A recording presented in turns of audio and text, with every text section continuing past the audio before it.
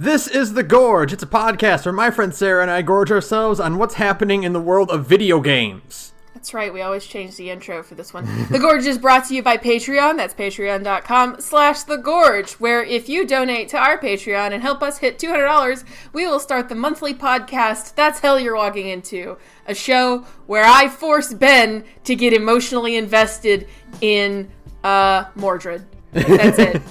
Just Mordred. Just Mordred. That's the only saber face that matters. And as such is the only one you should be emotionally invested in. Come check it out. And also bad video games. There's a whole bunch of tiers. You should go see, and we appreciate all of your support. Thanks. So this month is our annual or our monthly roundup. We've only did 2 episodes this month because, I don't know if you know this, but Final Fantasy VII came out. So we also there's a pandemic on, so so things are a little bit hectic. Right. With that being said, Sarah, how has your month been? Final Fantasy VII. Okay. My month has been Final Fantasy VII. I bought a bunch of stuff on Steam that I'm looking forward to eventually playing when I'm not, swallowed whole by the FF7. I bought The Messenger, I bought Gods Will Be Watching, things like that. I actually did not buy Katana Zero again, even though it was on sale. I told myself I was going to, and then I forgot. So it'll probably go on sale again, so it's fine. But otherwise, mostly it was just, replaying the original and then playing the remake of FF7. Oh, you went back to the original? Yeah, just before the game came out, I fired up the original game, and I realized something that I actually had to really come to terms with. I don't know if that's a thing we ever talked about on the podcast, in previous episodes, but as cool as it is to control, to have Sid be the party leader, that whole section is a real drag. It's not the best part. It is extremely, you know that bit in Tales of the Abyss when you gotta go around to all the different, the Cliff-Off things? Mm-hmm. And you gotta do all those stupid fucking puzzles, and it's just an entire midsection of nothing happening, and you're just really bored. It's that. I don't like any of those gameplay sequences. I don't like the Corel thing. I don't like... Oh, God, the submarine is so bad. Oh, God. I know. Every time I think about the submarine, I always, I forget about it, and then I remember the submarine, and I just go... FF7 is really funny thinking about it, where it's it has so many of these things that are, ideas that don't really go anywhere. Somebody just made a mini game and was let's stick it in here. There's nowhere else to put it. We can't make a whole video game about this. You get the submarine, especially, in late game, where it's you can use it to sail, to swim around and do side quests and stuff, right? Mm-hmm. There's, 3 areas you can go in the submarine. And that's it. But that's, the name of the game with FF7 is, acquiring increasingly esoteric means of traversal is how you get the good unlockables. You can't get Vincent's backstory if you don't have the sub. You can't get Knights of the Round without a gold chocobo, stuff like that. The whole idea is that you are just trying to acquire more ways to get around, and that will let you get to different things. Mm-hmm. And it just kind of sucks, actually. Turns out, I really don't... I literally started playing. I played it for 3 hours, and I was I actually hate this part. I turned it off because the remake was a couple days away. So I was forget it, whatever. Other than that, just more remake, which I guess we'll get into in just a second after we get done with you. Has that really been it? Surely I did other things this month, but I just can't remember them right now.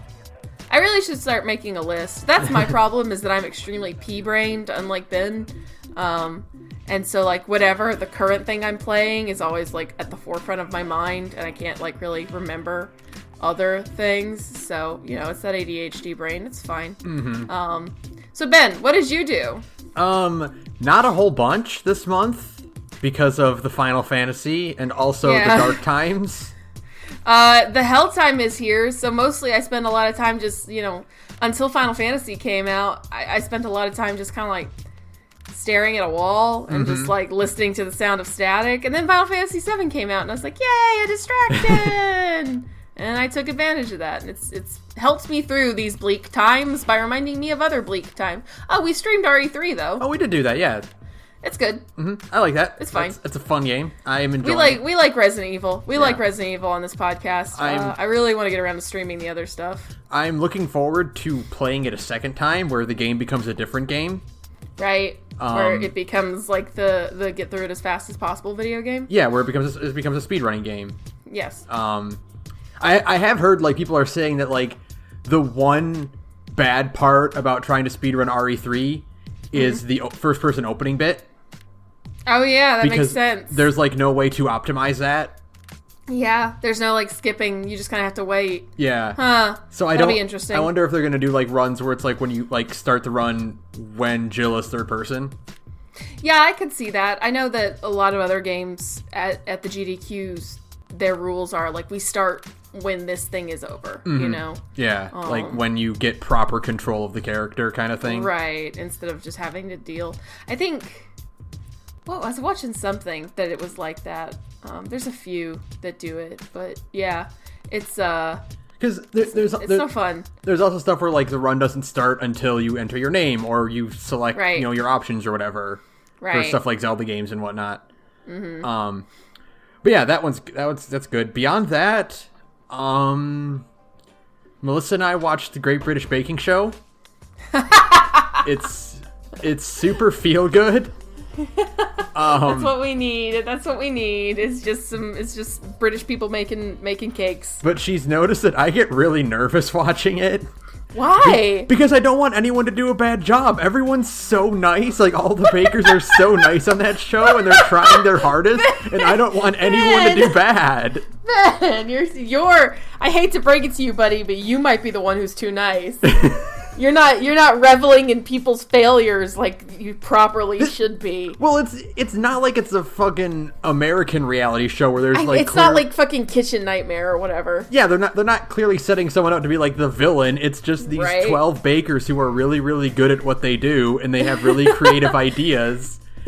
And it's like, and you see them like mess something up, and they're like, "Oh no, I didn't want that," and then I just feel bad. Ben just gets secondhand nervousness for people. That actually tracks. That's amazing. No, it's all shows like that ever do is make me want to eat. Like they just make me want to bake. See, which I've been doing a lot of in this time of quarantine. The thing about it, what's really nice, is that it doesn't actually get me hungry.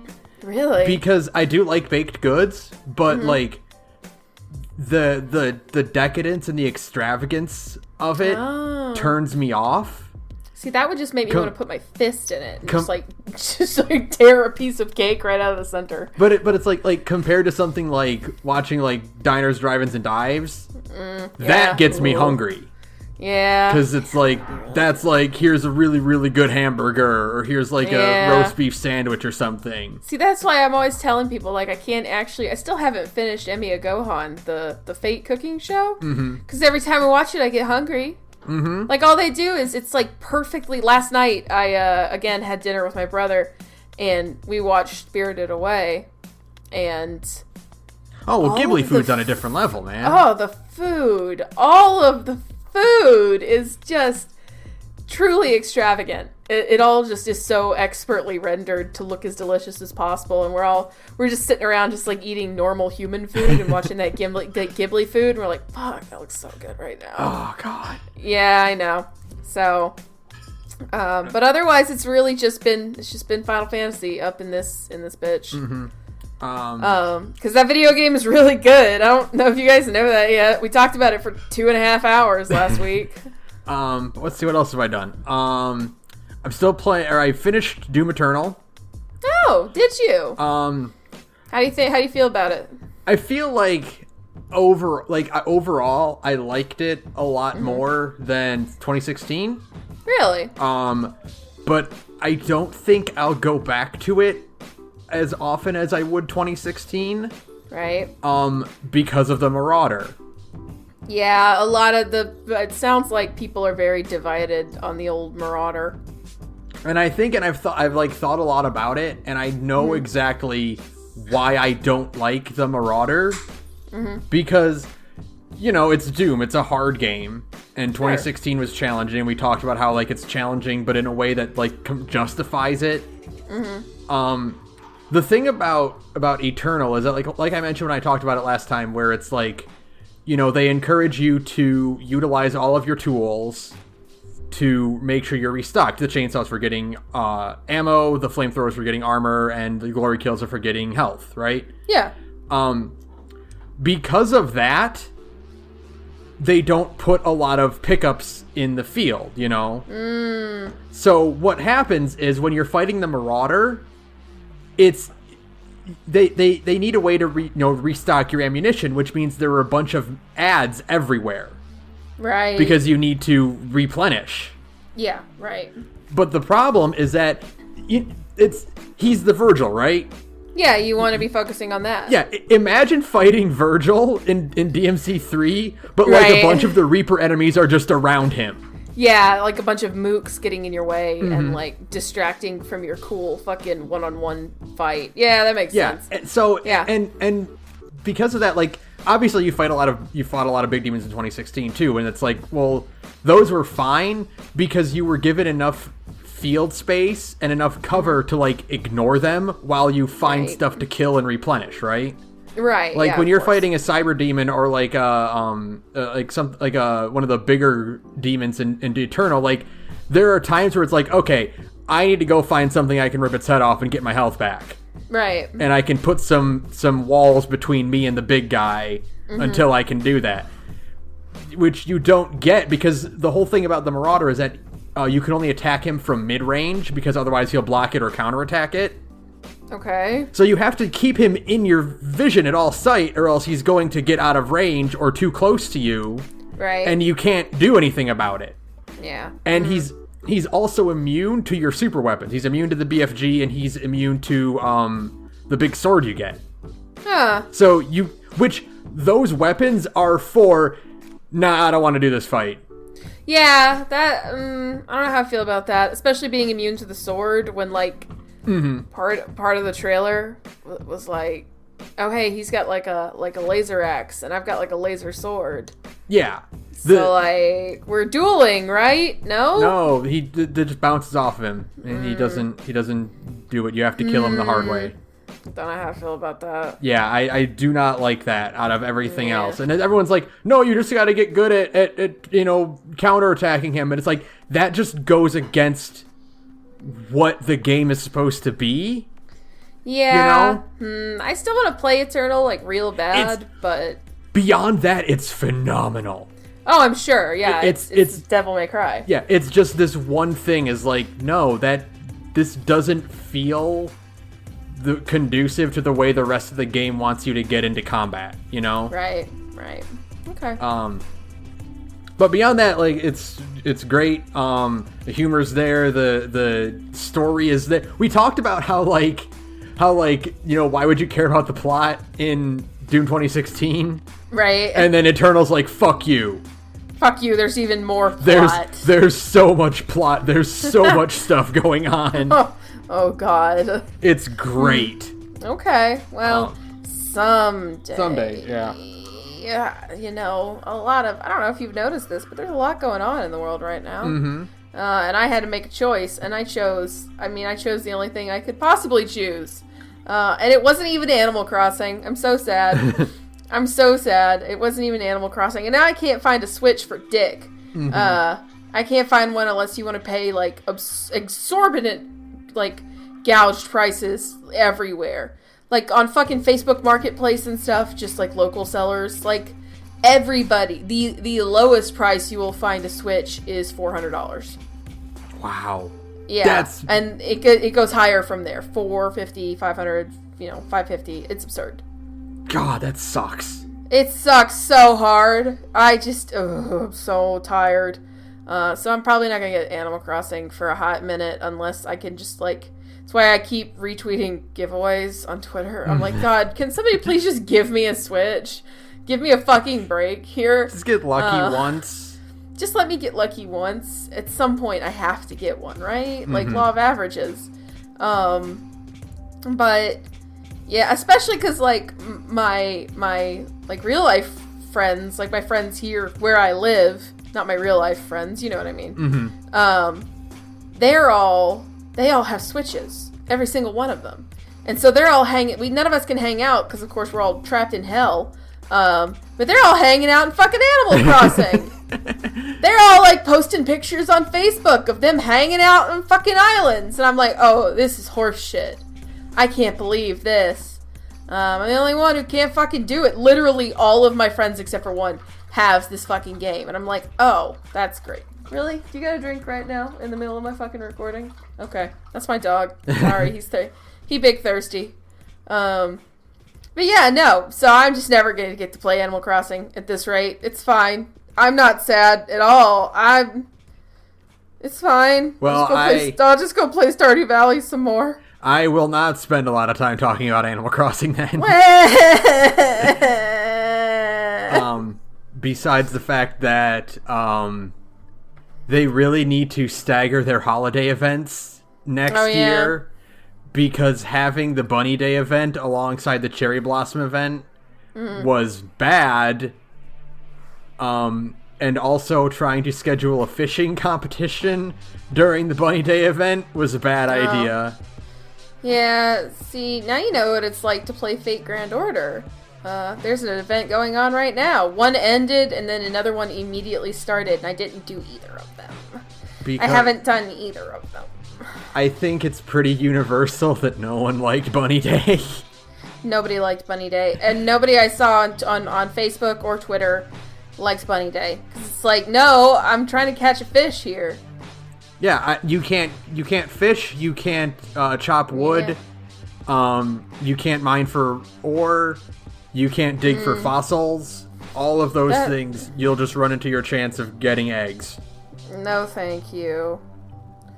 And I just sold all of it immediately. I didn't even bother trying to build any of it because it looks so garish. Right? It's not your style. No, not at all. Man, this is just reminding me that I have to do the Apocrypha raids. I don't wanna.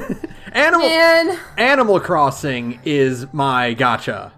It is your gacha, where there's just events and stuff that you gotta do. And because there are daily chores in Animal Crossing. There's dailies? Are you kidding me? There's dailies in Animal Crossing. You get Nook Miles. Oh which, my God. On your smartphone, you get an app where you can trade miles for, like, certain things. You know, like gems or whatever is in your gacha game. And every day you get, like, Nook Miles Plus, which is you get 5 tasks that you can do that you get double or 5 times the amount of points you normally would get.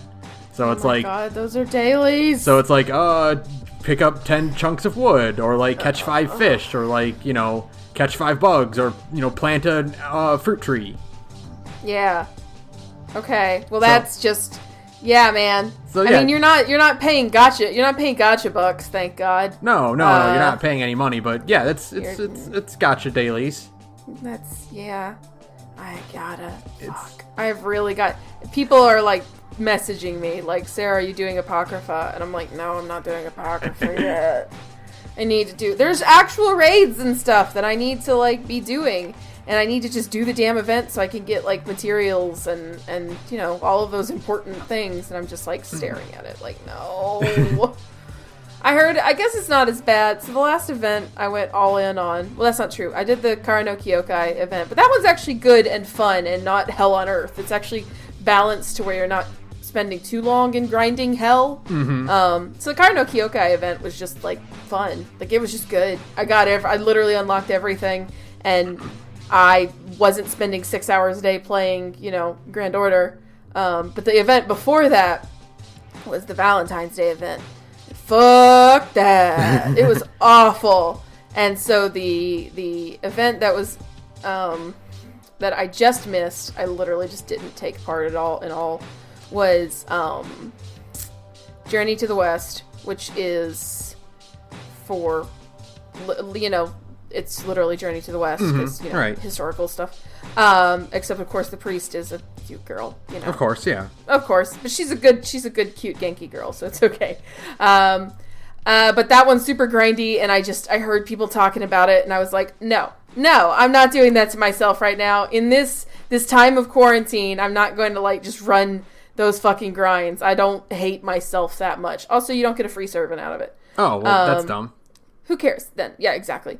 And then Apocrypha, you do get a free servant, but he's lame, so I'm probably not going to stress about it too bad. But I do need to actually get on the game and do my fucking, like, get materials, because I can't ascend anybody. So I have to bite the bullet and just fucking do it. So I probably might start that tomorrow. I think I got 6 days left. And then hopefully the good stuff starts in, like, May and June. So, you know, I have to have, not that you care, but just as, like, a note to myself now that I'm saying it out loud, I have to have the first story arc done by June. So I have to be done with Solomon by June, or I can't do, literally cannot do one of the events where you get a good welfare servant. So by June, I have to be done. So check this space. We'll see where we are at the end of May. And if it's like, Sarah, how's getting done with the main quest of Fate Grand Order going? And if I go, then you should be nervous for me. But we'll see. Check this space in a month. Anyways. Wait a minute. Because of the campsite in Animal Crossing now, it is a lot like drawing, like, getting polls for gachas. Because you're trying to get the good villagers. You are playing... Well, you're not spending it. You literally just spent $60 and get a full video game. It's not like they're trying to constantly extract resources from you. Yep. So you're still doing better than me, buddy. They don't sell, like, bell packs on the eShop. But they do sell them on eBay. Yeah, if you want Raymond in your village, well, good luck. And you want to spend your government fund bucks on just getting a cat, then... Did you see the video of someone posting they're gonna give away a Raymond card for free on Discord, and then it's just their Discord just explodes. Yeah. Oh my god, that is like watching that. You know, you're talking about getting anxiety from the Great British Bake Off. That gave me anxiety because all I could think was like, oh, I'd never get through them. I would just have to delete my Discord. Yeah, okay, it would just be over. That's it. It would be over. I would have to completely delete my Discord and just make a new one. Horrible. No, don't do that to yourself, people. Don't be one of those weirdos who are selling. I mean, maybe be one of those weirdos who's selling a villager on fucking eBay. Get your money. You know, it's like. I looked. There are 3 villagers I'm holding out for. In my GameCube, because they're my favorites from my GameCube. Played. Sure. I'm looking for Kabuki, Octavian, and Roald. Right. Who are a cat, an octopus, and a penguin, respectively. And they were my favorite neighbors in the GameCube one. Sure. So I'm leaving one spot in my village open until one of them shows up in the campsite. Okay. And their cards are super expensive, though, or else I would have just bought them. See? Listen, folks have got to get paid, all right? Nobody's got a job right now. If you can make your money selling villagers on eBay to pay your fucking bills, then do it. I highly endorse the extremely shady practice of selling virtual goods on eBay. Like, yeah, get paid, you know? We all got to eat, so. It's so in my group chat, or the team lead group chat on our work Microsoft Teams thing. Yeah. They were talking like, oh, what are you guys doing, you know, in your since in the quarantine and stuff, how are you keeping busy? And my boss was like, yeah, my kids have been playing Animal Crossing all day and they got really excited because they were selling turnips for like 400. And I was like, hey, can I have your kid's friend code? Because I need to go to their island right now. Right now. Yeah, if you're selling turnips for 400, that's how you also get 18,000 friend requests or requests on Discord. Holy shit. Yeah. Oh my god. Maybe someday I'll get to enjoy the pleasures of Animal Crossing. It'll happen sooner than you think. I'm sure there's someone out there that's like, you'll find the one. I'll find the one. There's got to be someone on Facebook who's willing to sell me their stolen Switch, which is almost certainly what half of these Switches are. All you have to do is break into a GameStop that's been shuttered and steal one. I will. Don't tempt me. What are they gonna do? Stop you? It's closed. Who's gonna find out? It's fine. Yeah. So I used to work at a GameStop. This is tangent, but it's fine. I used to work at GameStop, right? Like my first job was GameStop because of course it was. Like that's the most on-brand Sara thing ever. My first job was GameStop, and we got robbed. And what happened, because there were external video cameras, we got robbed, and what had happened was a guy in his F-150 showed up and basically like attached a chain to our door, and because the F-150 has like, you know, a shit zillion horsepower, right, he just gunned it and tore the door off the hinges. What? Yeah. Even if you didn't have cameras, someone's gonna notice that. It was late at night, and it was in like a sleepy little suburb, literally, like in my little suburb at like 12 o'clock at night, not a fucking thing's going on. So you really could. Like, I'm not surprised at all that nobody heard it. But yeah, tore the door right off, stole like $10,000 worth of shit. It's incredible I still had a job after that, now that I think about it, but go big or go home then, yeah, I guess. I mean, mad respect now, years later, I'm like, that guy had the right idea. I don't think they ever caught him. Yeah, it was awesome.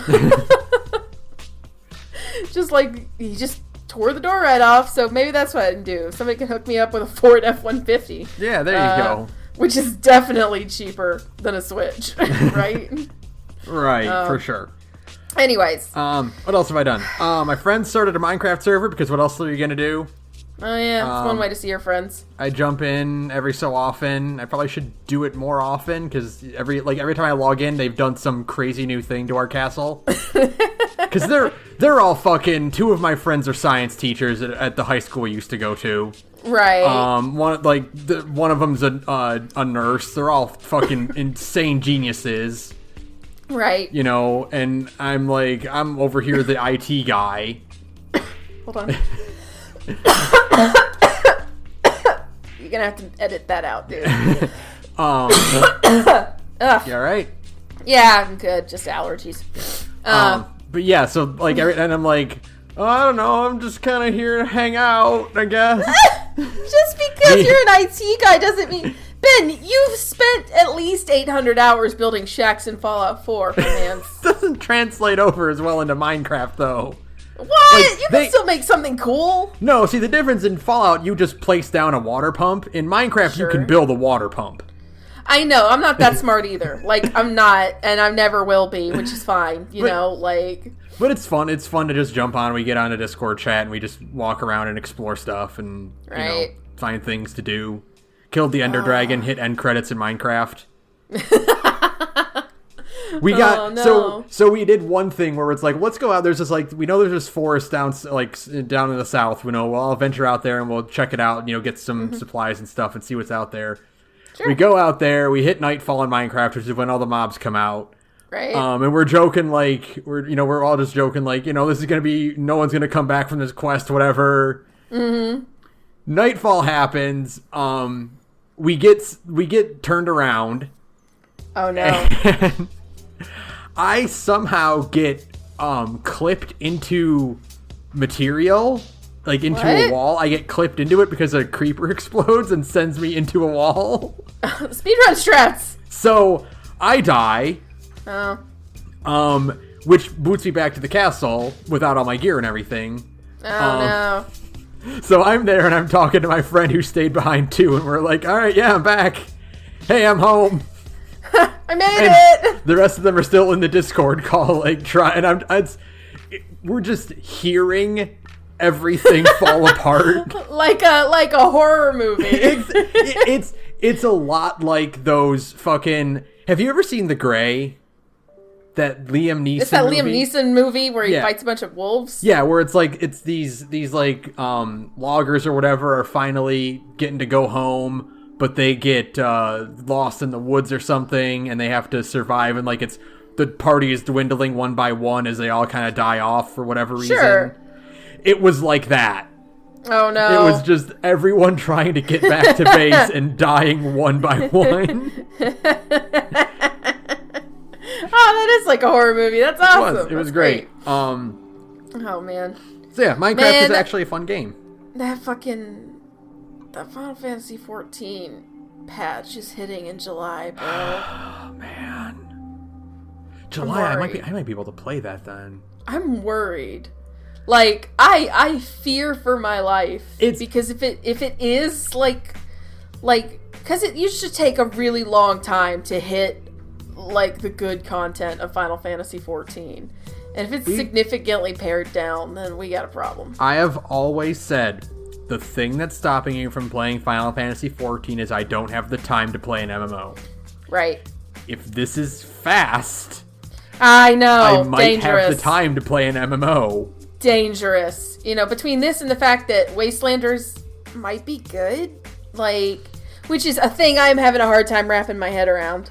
But Wastelanders might be good. I'm not afraid of that because Fallout 4 can scratch that itch for me.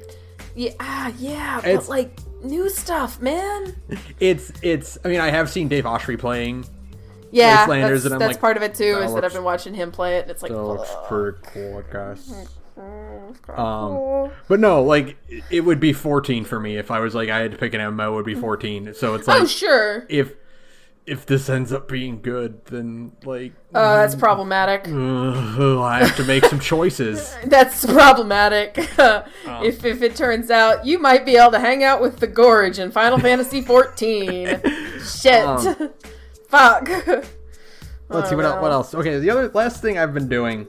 I started this yesterday. I've been playing Chrono Trigger Plus. Which you told me about that. Yeah, it is a ROM hack that came out like 2 years ago, where it adds in a bunch of the cut content. It adds in the Singing Mountain quest and some other content that was in the beta version that got cut out.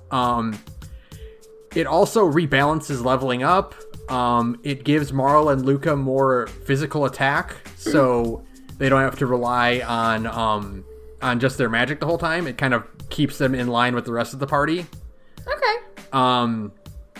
It reworks the script a little bit. I've already gotten to one bit that's different. It's the part where after Marl disappears in 600 AD, and you run back down the stairs and you run into Luca in a hallway, that changes it so that happens in the front of the castle. Because it was always one of these weird things where like the guards stop you when you enter the castle. Right. Why wouldn't they stop Luca? How did Luca get in? So they just place it there, and it actually gets a funny bit where the guards are where she has to talk around time travel because the guards are listening. Oh, that's good. Okay. So they keep referring to their friend as a princess in a different kingdom. Okay, that's pretty good. So yeah, it is really it's Chrono Trigger. It's fun. Like they don't change much about like the core gameplay, but these little tweaks make it a little bit more interesting, and I'm excited to kind of see. I like playing a new video game. Yeah, I'm excited to see like what the additions are like. That reminds me. What? Feel on Big Think Dimension. I was listening to that today, and he was talking about, and Maximilian Dude has also been playing it, and between the two of them, Final Fantasy VII: A New Threat is a gameplay tweaking mod for FF7. Oh yeah, I heard about that. In the same vein, where it adds like more depth and stuff, and changes kind of how materia works, and everybody gets like an innate ability and all kinds of neat things like that. And I think it sounds really interesting. So I might, not that I own enough copies of FF7 OG to begin with, but I mean, you know, if it's cheap on PC, I might cop that and give it a shot and see what it's. Because I mean, I'm interested in it. It's like I got 2 to 3 years before the next FF7. Yeah, there you go. Might as well. Why not just do this instead? Keep playing that. Just keep playing Final Fantasy VII for 2.5 years. It's fine. Yeah. But how far did you get in Chrono Trigger Plus? I did the Cathedral, and I just got back to 1000 AD. And cool. I'm about to go do the court or the trial, and then the prison sequence. And you linked me to that page. Mm-hmm. And there's a lot of, like, really interesting sounding stuff, like being able to, like, do different things in Zeal that I think sounds really interesting. Yeah, there's a lot of, like, there's an optional boss fight with the Prophet in Zeal. Ooh, neat. You can also recruit Magus before doing the Blackbird sequence, so he can be captured with you on the ship. Okay. Which is interesting. They've also made 1999 fully playable.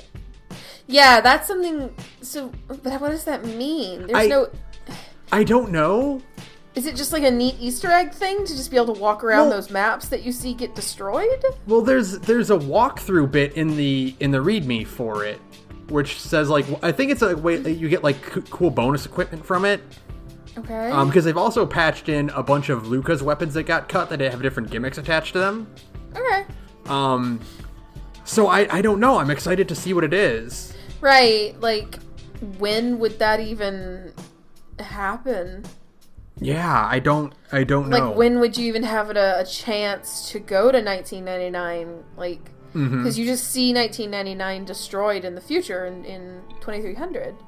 So, Yeah, I'm very curious. I'm also very curious to see, like, all the cut dungeons and stuff. Yeah. Because those have always been, like, really fascinating to me, like, what those were supposed to be and stuff. So the PC version of Chrono Trigger is basically the DS version, right? It's the DS's script, and it adds the 2 bonus dungeons from the DS version. Right. Okay. But it's based on the iPhone version. That's because it was so ugly when it first came out. Yeah, it looked, and they've fixed it like a lot. Right. But I still say the best way to play it is to either get the DS version or just get the SNES ROM. Yeah. I mean, DS version feels like the most cohesive. It's definitely got the most content. Right. Whether or not you think the 2 bonus dungeons are good is a different question. Right. Some of it is good. Some of it's not good. But so, like, to me, the penultimate version is still the SNES version. It might be this Chrono Trigger Plus version when I'm done with it. I'll see how the rebalancing and stuff works. Right. So far, it's good. It spreads out. It makes leveling up faster, but it rebalances what stats grow and by how much. So, you know, it kind of makes it a little bit more of a steady progress than, like, a staircase, you know? Right, yeah. But I'm not far enough into it to see, like, how it affects. I know it also rearranges what skills you learn, what techs you learn, and when. To keep everyone a bit more cohesive. Right. So I'm interested to see how that will feel. That's another thing to check back with next month. Exactly. And see how it goes, because that's really interesting. Who knows? Maybe I'll start a new thread, and we can both just spend way too long talking about modded old JRPGs. Yeah, exactly.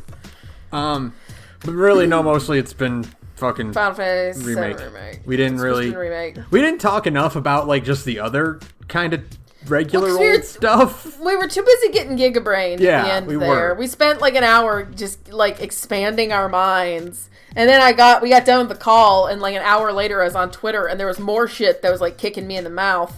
And I was like, fuck. I'm terrified of where it's all going. In a good way. I'm just like...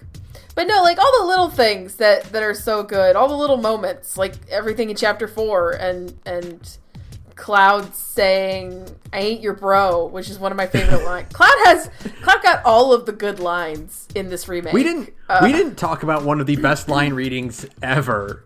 Oh, nailed it. I know. Thank you. Moving on. It's so good. It's so good. Yeah, like that's like the best writing for that scenario I've ever seen.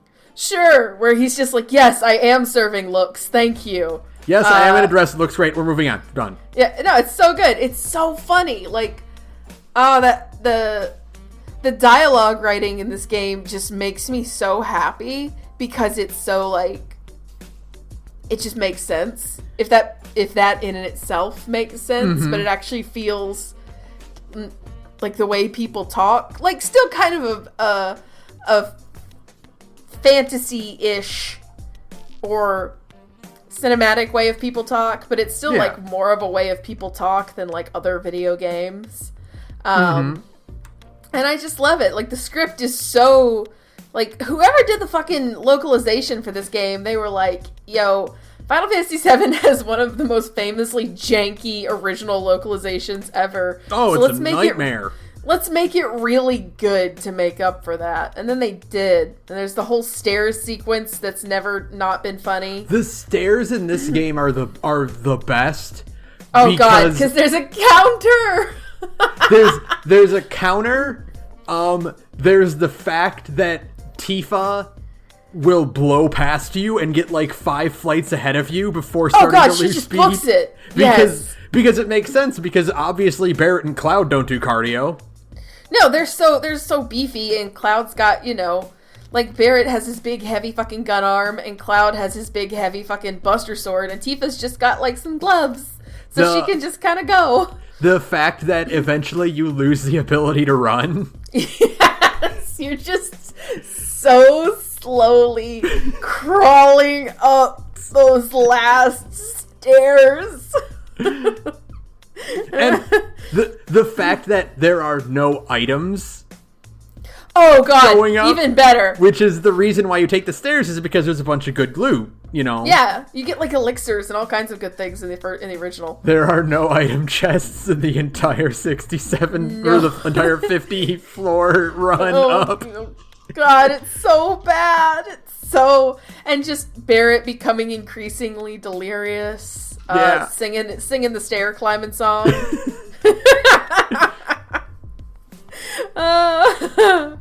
The one thing I wish they had kept from the original is when Barret kind of starts to just like laugh like hysterically halfway up the stairs, and Tifa's like, "Would you cut that out? It's creepy." I love that, but I mean, God, there's so many little bits in the remake that we didn't even like. God, what were we saying when we logged off? We were just like, fuck, we didn't talk about that. We didn't talk about this. Because there's so much. I know we didn't talk about how fucking Max Middleman kills it as Red. Max Middleman doing his best Garrus Vakarian impression as Red 13. I am so excited for part 2 because it'll have more Red 13 in it. Like, I know, and he'll be playable, God willing. I mean, I understand why he's not playable in this, is because, I mean, he shows up at the last minute. They're not going to spend the resources to make him playable, you know? But I do hope this means he is playable in part 2. Right. Because I wanna play as my boy.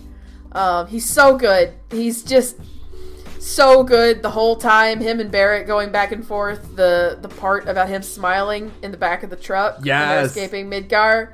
It's really good. It's like, maybe we should just be frowning all the time. It's okay. A thing that I noticed, and then I didn't say anything about it, but then somebody else on Twitter said it, and I was like, fuck, I should have pointed it out.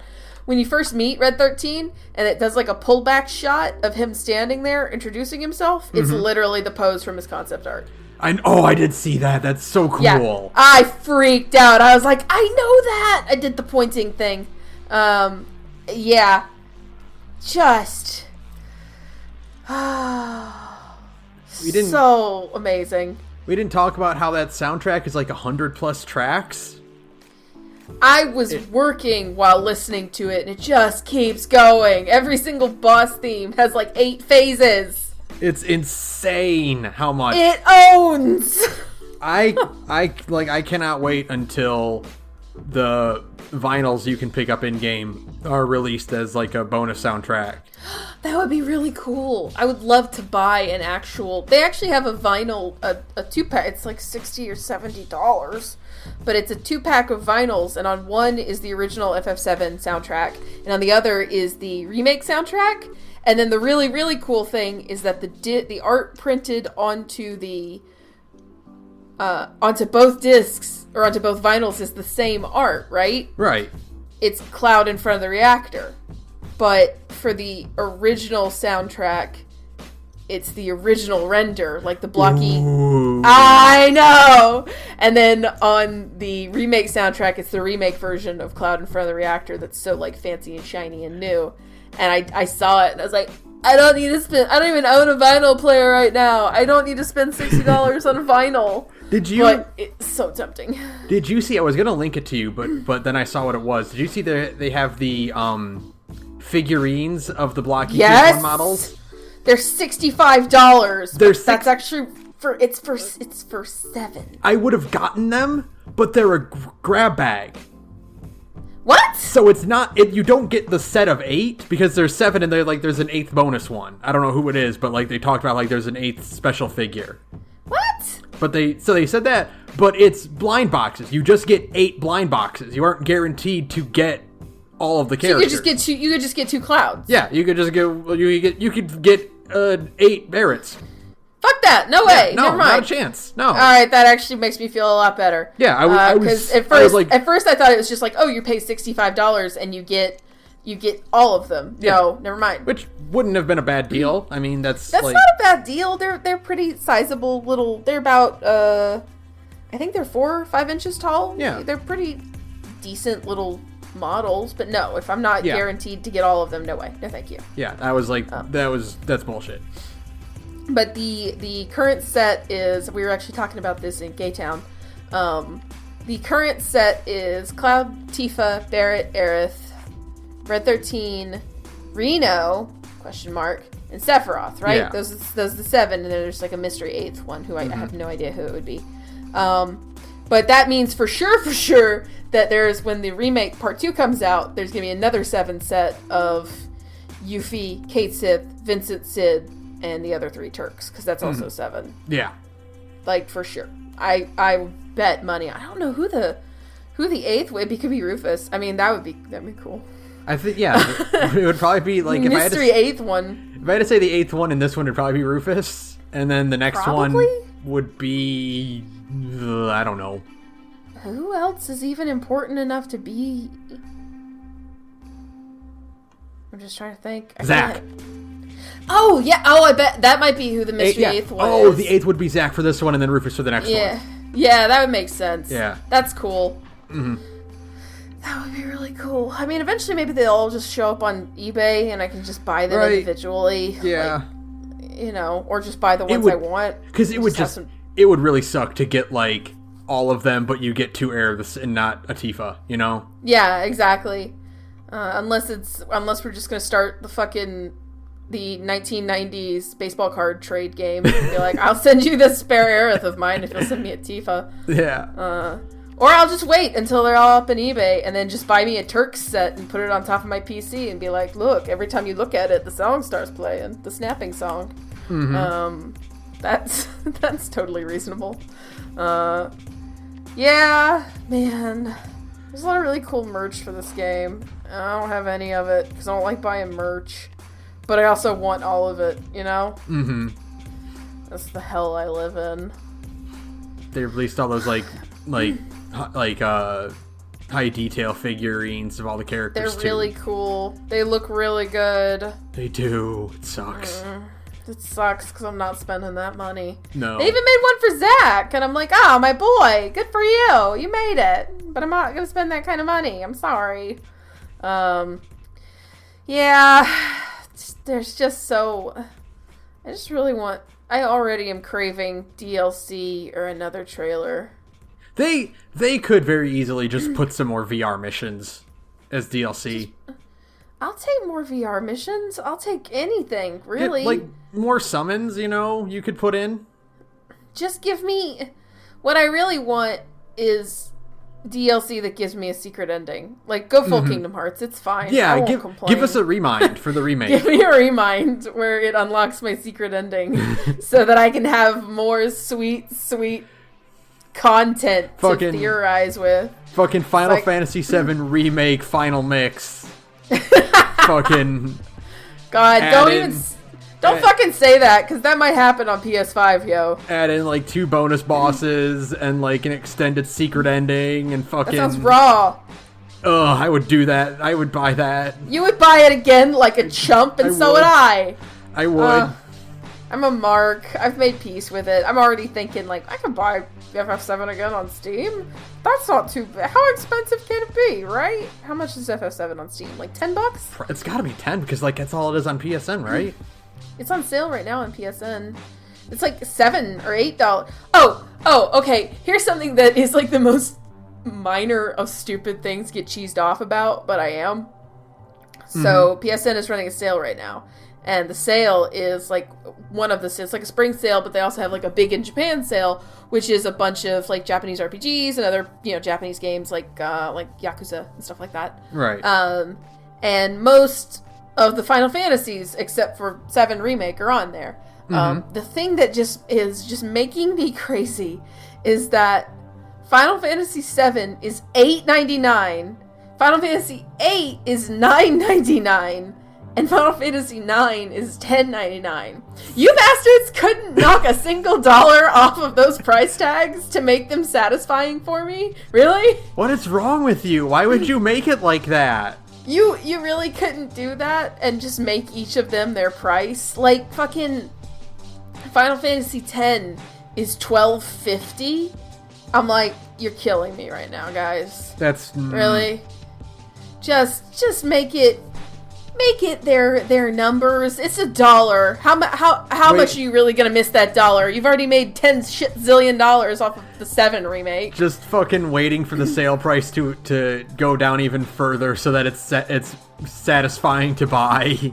That's the only. Well, that's not true. I bought Final Fantasy VII on PS4 basically the minute it came out, so I spent like $15 on that old video game. I'm like, I don't care. I know the heart wants what the heart wants. Damn it. And what the heart wants is to own more copies of this one video game, because that's how I show my love. Yup. Same here. That's why I'm playing Chrono Trigger again. Again! It's what we do. It's fine. You could knock a dollar off that price, because I don't know if you saw, but the FF7 remake sold 3.5 million fucking copies in like a day. Turns out people are excited about this game for some reason. Even with a fucking pandemic on, they found a way to sell that many. That's insane. 3.5 million is a lot. It wasn't a day. It was like 3 days, but still. That's a lot. It was a big deal when Nier Automata sold 2 million over the course of a year. So, it's fine. Just, in comparison. Just, Anyways, hey, speaking of the news, you want to get to the news? Yes, let's talk about the news. I want to talk about the big thing. How's the news oriented? Are we talking about the big thing, or are we going to put that off for a few minutes? Well, I'll just go down what I have in here so I make sure I don't miss anything. Sure. Because of the pandemic, things are a little bit lax when it comes to news. That's okay. That's why we spent 20 minutes talking about Final Fantasy VII vinyls. Yeah. So let's start off here with a warm-up, and then we'll get to the big thing. Yay! Sources: despite huge sales, Borderlands 3 developers are getting stiffed on bonuses. Hey, are you Randy surprised? Pitchford! Are you surprised? I'm not surprised. Randy only knows how to be greasy, okay? That's it. He only has one setting, and it's to be the greasiest, most vile human being in the industry right now, without a doubt. I can't think of... There are shadier companies, but in terms of, like, individual people, I do think Randy Pitchford is probably the greasiest person in video games right now. Quote, employees at the studio will get small bonus checks, but nothing close to the tens of thousands or hundreds of thousands that many had expected. This account is based on a conversation with 6 people close to Gearbox, all speaking anonymously because they were not authorized to talk about what had happened. Some said that crushing news has upended their financial plans for the future. Yeah. Yeah. And in the meantime, fucking Randy Bitchford gives himself last year a $12 million bonus. Right? Yeah. I don't know if it's mentioned in this article here, but does it say anything about him? Oh yeah, in one suit, he had alleged that Pitchford had taken a $12 million bonus in 2016, which development started on Borderlands 3. The bonus did exist according to people with knowledge of what happened, but it came out to the company's 60%, not the 40% of profits that are meant to go to employees. But still, $12 $12 million. Like, no, we can't afford to give you We can't afford bonus. to give you the bonuses, even though Randy wrote himself $12 million. Somebody should show up at that man's house.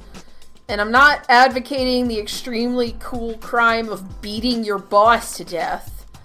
But, I mean... If anyone deserves it, it's Randy Pitchford. You know, you don't have to hurt him. You could just scare him a little. It's fine. I'm not advocating that. We're talking about doing this in Minecraft. Yeah, it's hypotheticals. This is parody. We're talking about beating Randy Pitchford to death as parody. Yeah, it's all just talking. No plans are being made.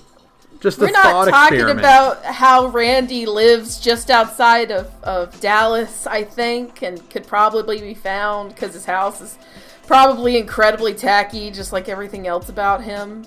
We're not talking about that at all. I would never hope, pray, dream, aspire to cause harm to another human being. That's not how I am. Ben knows I'm a delicate flower. The nicest girl you've ever met. Remember when Randy Pitchford just fucking stole money that was meant for aliens, colonial marines? Remember how they fucking hollowed that game out? And then, I hate that man so much. I loathe him utterly. The fact he is just so he is so vile and just so NoClip has this really great documentary about Half-Life 1, right? And the deal was that they couldn't interview anybody at Valve because Valve sucks. And so they're like, well, fuck it. We'll just interview everybody who was, had their lives affected in a positive way by the original Half-Life. Mm-hmm. And it's a great documentary. It's awesome. It's about, the emotional impact that Half-Life has had on people and the way it changed the industry and how it kind of was such a flashpoint for video games as a whole and all this good stuff. Except the fact that in the middle of it, there's just this really way too long interview with fucking Randy Pitchford, because that's how he got his career started, right? Was making expansions for Half-Life. And you listen to this man talk, and he just frames everything just to be exclusively about himself in the most obnoxious of ways. And everything is just so self-centered. And it's like, if I had to be in a room with Randy Pitchford, I'd probably snap. I would be in prison within the hour. He's just so scumbaggy. Just everything he does. He's a used car salesman making video games. God, he's tacky. Ugh. And he fucking doesn't know when to shut up. God. I have dreams where I staple his mouth shut. Ugh. I hate Randy Pitchford. He's scum. He is the actual scum of the earth. And someday, maybe... Evil people never die, which is the worst part. Yeah. But maybe someday Randy will get his. Who knows? I don't know. Maybe somebody will sucker punch him at a convention when all of this shit's over. That'd be cool. Well, Anyways. Do you want more bad news? Yeah, might as well hit me. Keep the hits coming, so buddy. This is a 3-part thing. I talked to you about this earlier. It's like the problem with doing news monthly like this, and problem/benefit, is that I'll put an article on the docket early in the month. Sure. And then that story will develop. And then I have to weigh, do I remove the old article, or do I keep it here for posterity? So, I make sure I get all the details and stuff, and, what do I do with this? But this one, I'm like, I gotta keep everything on here. Because, tell me a story, Ben. So, part 1, Last of Us 2 is delayed indefinitely.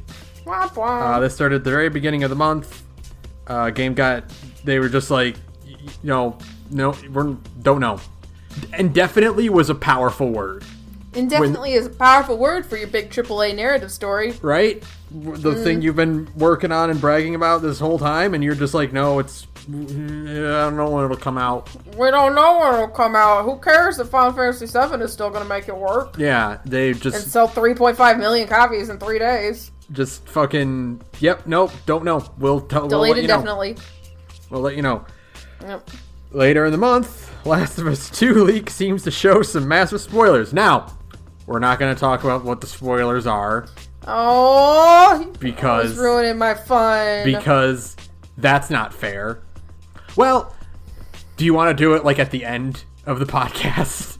Yes. Okay. So here's your warning right now. Normally when we end a podcast, we say, fuck this, right? Yeah. Like when we do all of our sign outs and stuff, if you've never stuck around to the end of the podcast, which you should because we're funny, at the end of every podcast, we say, fuck something. Yeah. Instead of that, we're just going to have a Last of Us 3 spoiler discussion. Yeah, so just to stick around. Quick talk about that. But okay, so yeah. Get it out of my system. The article is that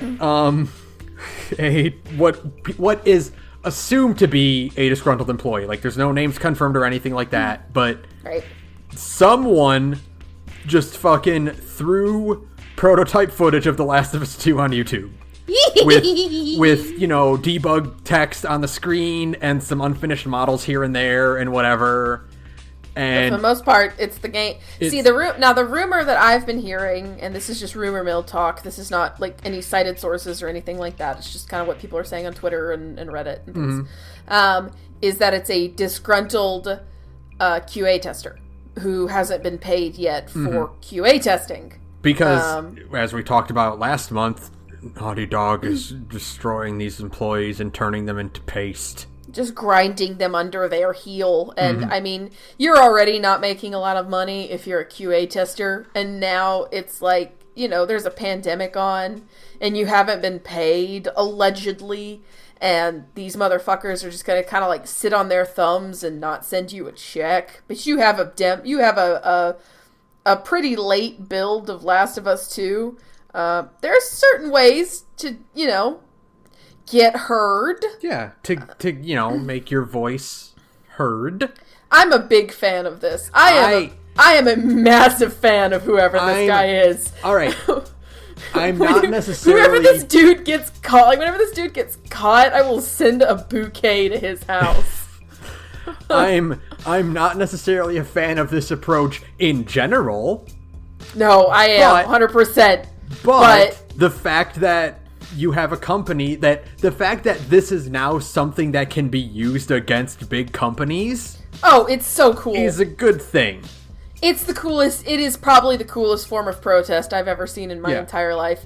Like, if we could make this an actual threat to hang over, like, game companies' heads, like, pay your fucking employees what they're due, or they'll just put everything on the internet. I'm a big fan of that. That's the most direct action you could ever hope for without actually shooting someone in Central Park. And people are also like, because I've seen comments that are like, well, didn't this happen with Final Fantasy and Kingdom Hearts? And it's like, no, those were people who broke Street Date. Yeah, for one thing, but even then, and they were not disgruntled employees who were leaking prototype content. But even then, I don't know. Like, for me, leaks are... one, it's 2020, get used to it. Yeah, leaks are a part of... It's so leaks ubiquitous. are part of the... leaks are literally... I still have a conspiracy theory that Capcom engineered some of the Devil May Cry 5 leaks in order to build hype. Like, that's... I think that every now and then a leak is advantageous.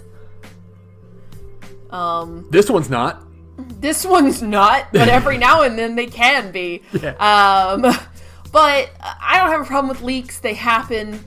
If you're a halfway intelligent internet user, then you know how to avoid a leak. Like, if you know that there are leaks going around, don't read the comments under Neil Druckmann's Twitter post. Guess what? They're gonna be there, dipshit, you know? This is, and while it's pretty clear that neither you and I are fans of The Last of Us, for various reasons,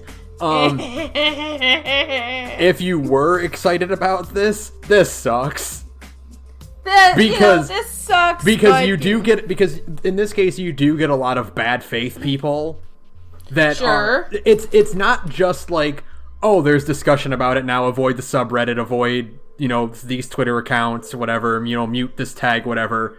There are people that are just posting it untagged because they have an agenda against it, Yeah, of course. There's asshole console fanboys, a thing that still exists in 2020, I guess. Why? I know. I feel like every time I see, like, console war shit happening on Twitter, I feel like like an alien who's landed on a foreign planet. Like, I just walk around like, why are you talking like this? Right? What's wrong with you? Who are you? These creatures are still stuck in their ways regarding territorial disputes. over the superiority of a plastic box. Like, come on! No, get over it. No, but it's like this and I get that is like fucking what a fucking punch right into Naughty Dog's jaw. But that's a punch they deserve. They really do. It's a punch they need. I mean, and somebody said, like, yeah, crunch is the part of, and I've said it, crunch is, every video game ever has been made with crunch. In the last, all of these AAA titles, Final Fantasy VII Remake almost certainly was made in crunch. All of these. So, like, yeah, honestly, if somebody had posted the ending of FF7 Remake and was like, give me my fucking money, and posted that as, like, revenge, good for them. My love of workers' rights literally outweighs my love of most other things. And I think the cool crime of direct action is the coolest thing you can do. So yeah, it kicks ass. Good for you. But also, there are levels of crunch. And yeah, but even to agree, like, because I know exactly who you're talking about on Twitter. Just in general. That one asshole. But, like, there are levels of crunch, sure. But, like, I have been personally in what would be called a lesser degree of crunch. And guess what? It still makes me want to put a gun in my mouth. Like, whenever, you've known. Yeah. We've been friends for a long time. You know what my crunch periods do to my sanity. They literally make me want to die. And they are, like, the least, in terms of scale, they are harmless in the grand scheme of things. They're not, but even that sucks. They're not sleep under your desk. Yeah, you're not sleeping at the office. I'm not working 80 hours a week, but I'm working way more under an extremely tight deadline with people breathing down your throat and lots of other shit still happening around you, and it makes you not happy. So, like, all crunch is a failure of the project manager. If you are crunching your employees, it's your fault. There's no other answer. You could have planned better. That's it. So I don't blame this guy. No, this guy fucking owns. Whoever they are. I'm going to, as soon as we find out who he is, which we probably will, I'm donating money to that guy's defense fund, because he's gonna need it. This guy kicks ass. I hope other people follow suit. I hope this keeps being a thing, where it's like, hey, give your QA testers a fucking raise and pay them, or this is what's gonna keep happening. This is one of the biggest, like, shakeups that could happen this year in terms of game releases. So what does this mean? What does this mean, Ben? Last of Us 2 is coming out June 19th. Yeah. Literally the day after the leak, they're like, yeah, it's coming out the 19th. And then Ghost of Tsushima is coming out July 17th. So cool, yay. Yay, at least Ghost of Tsushima is finally coming out. Yeah, remember Ghost of Tsushima? They're still making that. It's coming out. They're still making that, and I'm way more excited for Tsushima than I am for fucking Last of Us 2. Like, Tsushima looks so much cooler than Last of Us 2. It actually looks like it has some kind of personality and deserves to exist, unlike The Last of Us 2, which is a game nobody asked for. That's the most important part of this, like, whole fiasco, is that, like, even people who really like there are some people who are still excited for The Last of Us 2, which, if you are one of those people, why? But, like, even people I know who really like The Last of Us are like, this game doesn't need to exist. And it's, like, with the content of the ending that has gotten leaked, people are like, oh, that's not good. It's really bad. We'll get to that later, though. But y'all, you don't understand. Stick around if you want spoilers. You don't understand how bad it is. It's so bad, y'all. So, the part of the bad news is over. We're getting into weird news. Oh, boy. This is another two-parter. So, okay. Cooking Mama Cookstar rumored to mine cryptocurrency pulled from eShop. This was a rumor early in the month. that the game was put out unlicensed to mine cryptocurrency. Now, that's not true. It does not mine Bitcoin. Okay.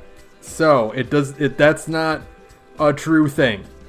Man, that would have been so cool. However, just because it's so insane. However, it is a totally unlicensed game that was not meant to be put out. What? So, what? Later in the month, let me just read through this article to make sure I have my facts straight here. The Office Create, the creators of Cooking Mama. Here's a quote from the article on IGN. In a public statement today, Office Create explained that it licensed Cooking Mama to Planet Entertainment in August 2018. However, ahead of release, the license holder rejected a wide range of deficiencies affecting the overall feel, quality, and content of the game.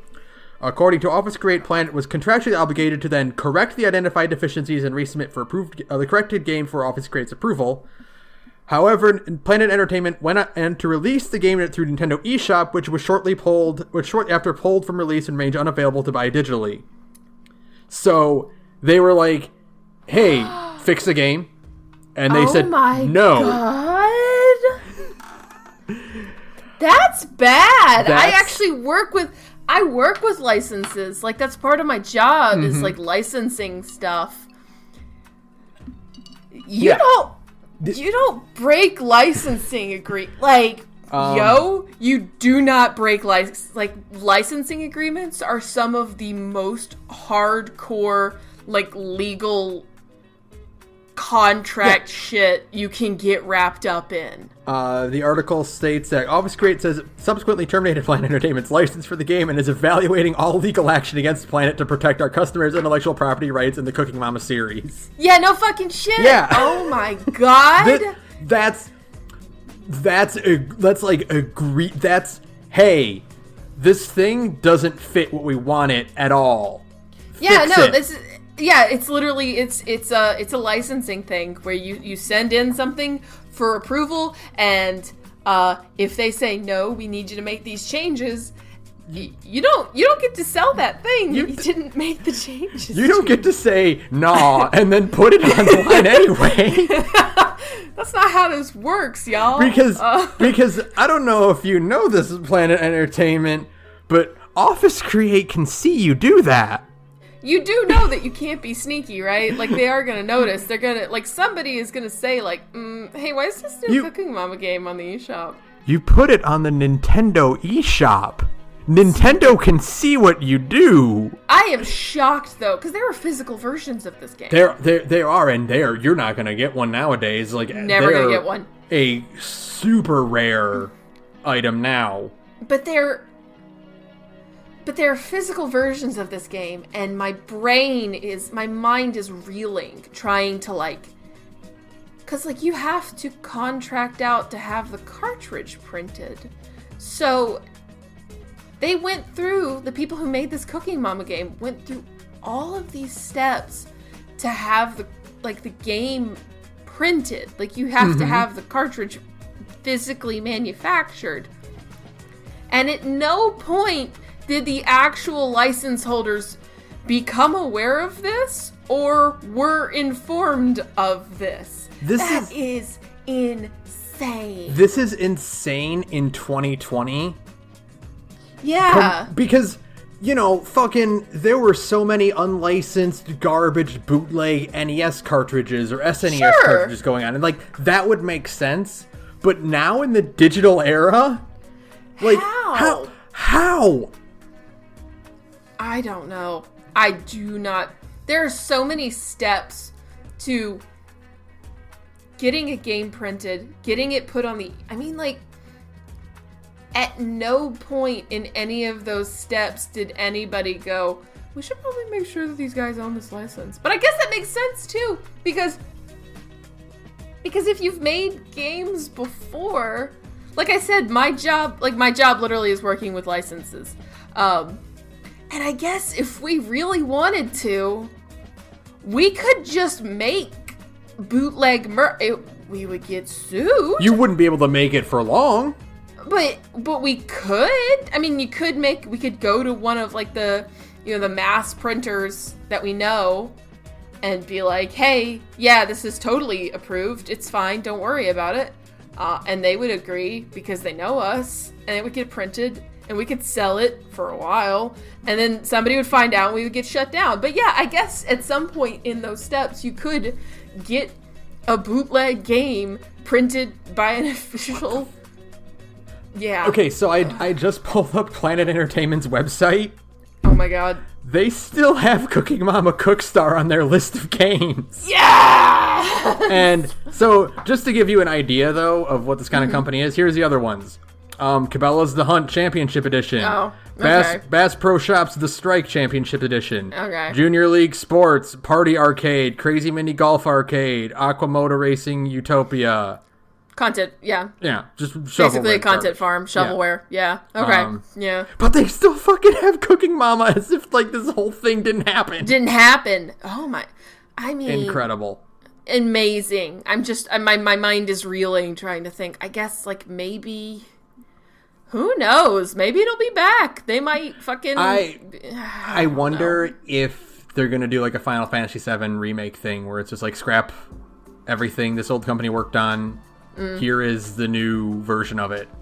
Right. But it got released. There's gonna be 2 versions of Cookstar. There's physical versions of Cookstar out there in the wild now.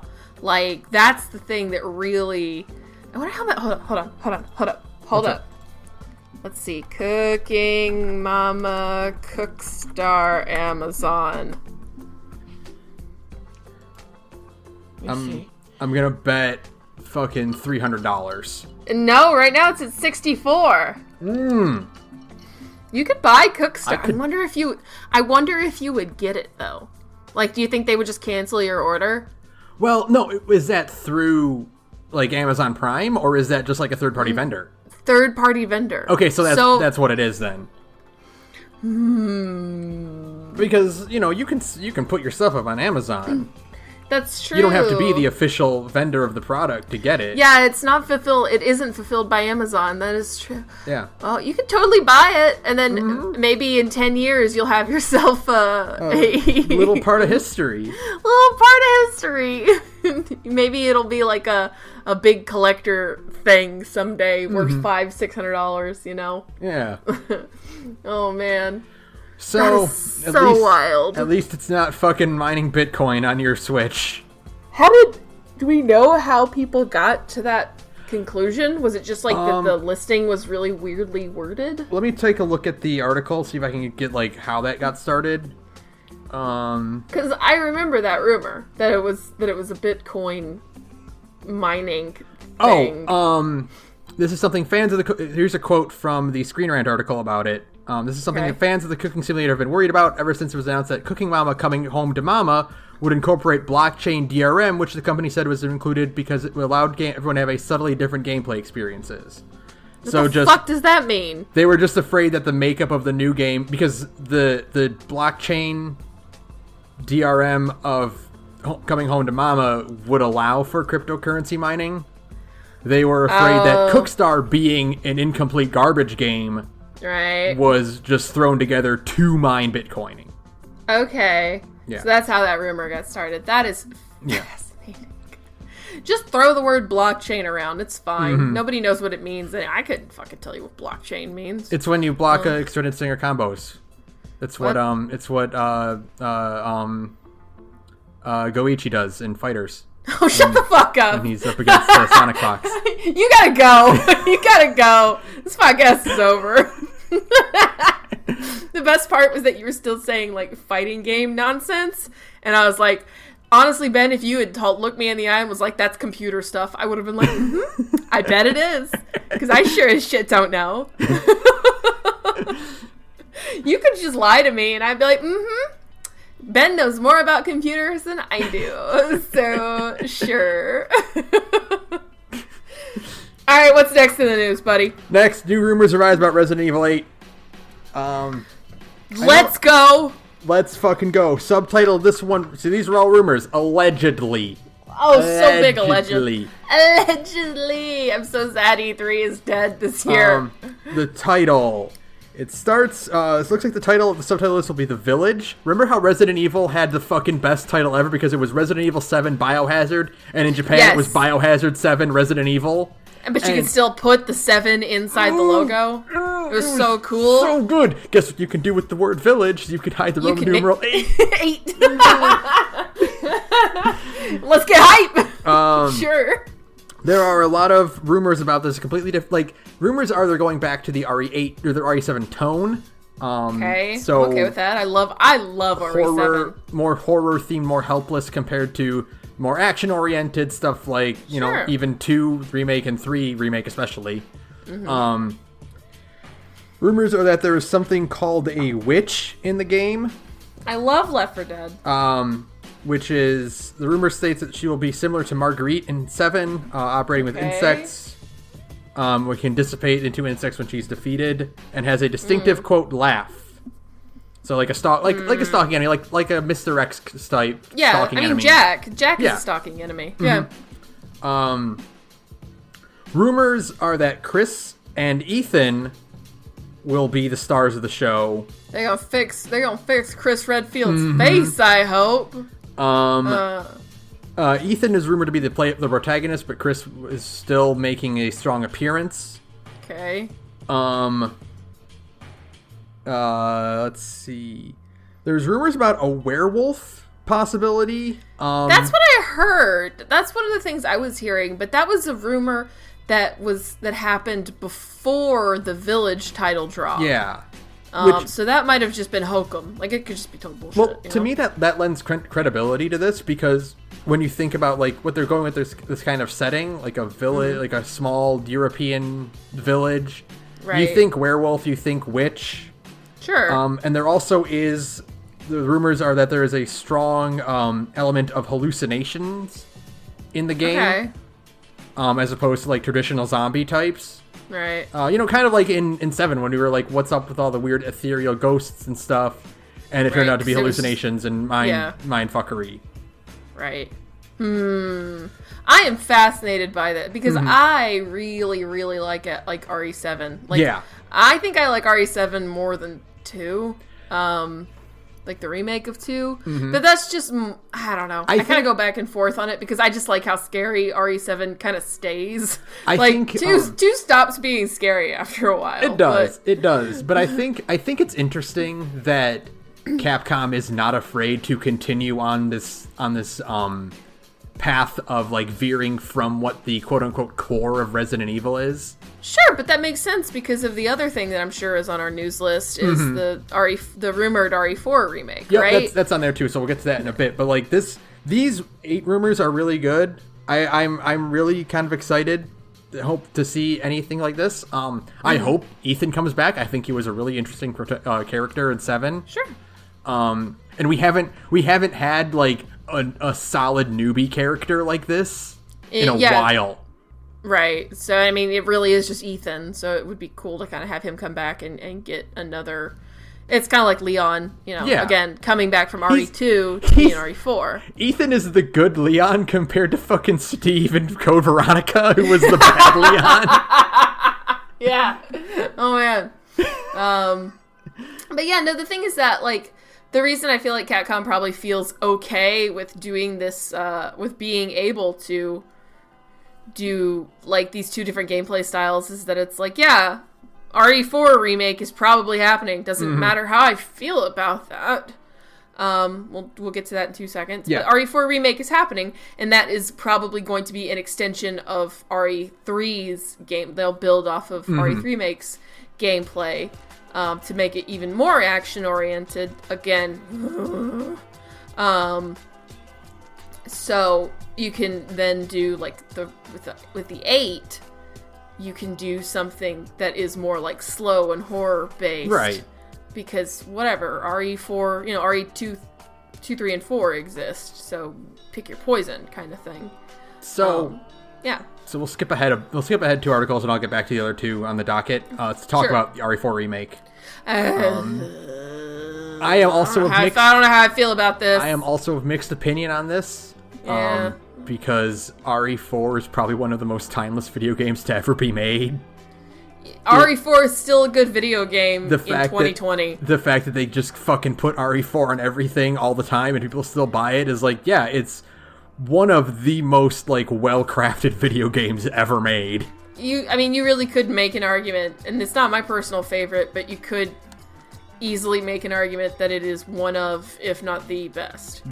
Like, just in general. There are other games, like RE5 deserves the 2 and 3 remake treatment way more than 4 does. Oh, absolutely. I think RE5 would be served really well by a more, less shitty, mid-2000s action movie tone and more slightly horror-based. Or Zero.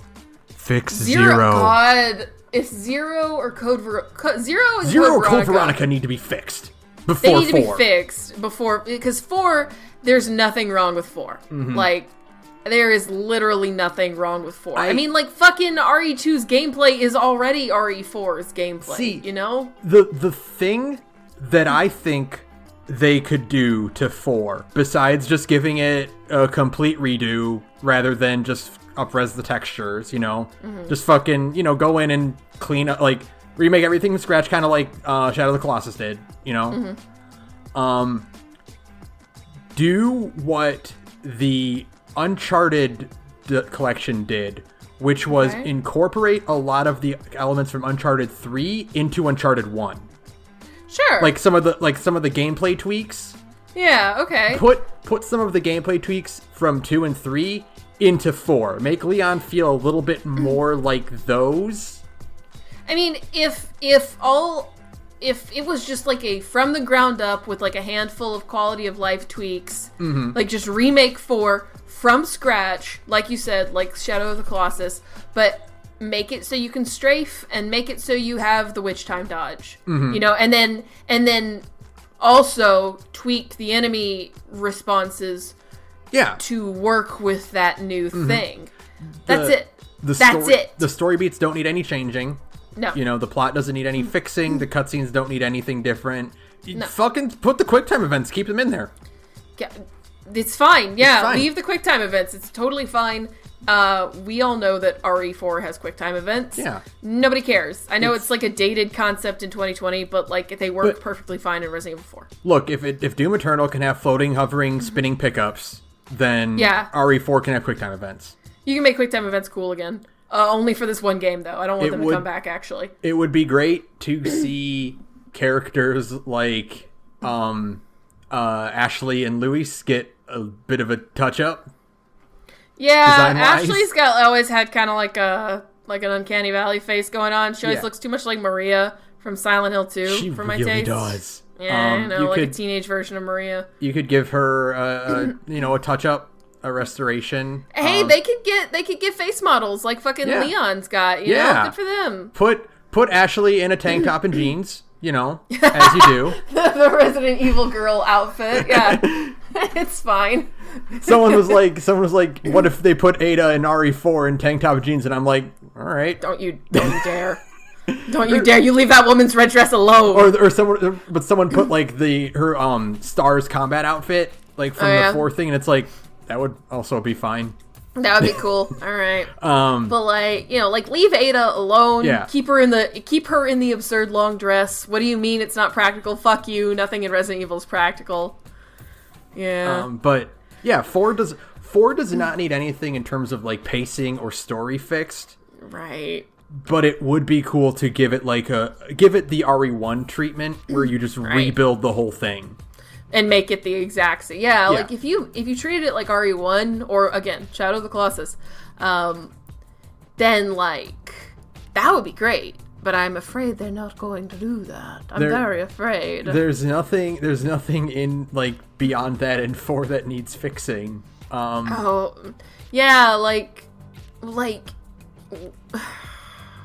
don't need to fix the script at all. The script is fine. Please don't change. The script is so good. Please don't change the script. It's bad enough that you changed Leon's voice actor because you wanted to scab. Mm-hmm. Don't change the script. Come on. The problem is that the other problem with like this RE4 remake is that RE4 Leon is original RE2 Leon, where he's kind of a dirtbag, but like in a lovable way. You know, he's not the lovable puppy that we got in the RE2 remake, who is just like a good boy who's never done anything to hurt anybody. And so I don't know how to reconcile those two things. I'm not worried because RE2 Leon can still be as corny as RE4 Leon is sometimes. Because there's no difference between Leon breaking the bell in the police tower, in the clock tower, and going, hope I don't have to fill a report about this. And there's no difference between that and where's everybody going? Bringo. Yeah, it's true. Oh, man.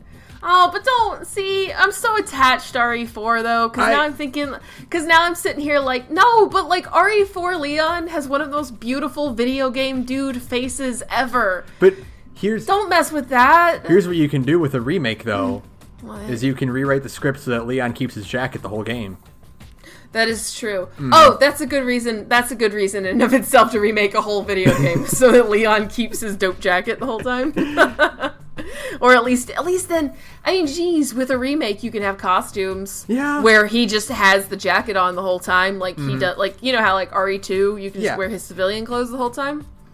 I guess it'd be like that, where it's like jacket mode. Yeah, I think there are things there are positives and negatives about this, and again, this is all a rumor. It's not necessarily confirmed. Yeah, but I mean, like, it's probably gonna happen. I would much rather see 0 or Code Veronica get a remake than 4. Or Devil May Cry 1, you fucking cowards. But, I mean, I'm not gonna say it's gonna be bad right off the bat, you know? I'm not gonna say it's gonna be bad right off the bat, but the only thing I can ever think of is the Arrested Development. I don't want this. Yep. That's it. I look at it and I go, I don't want this.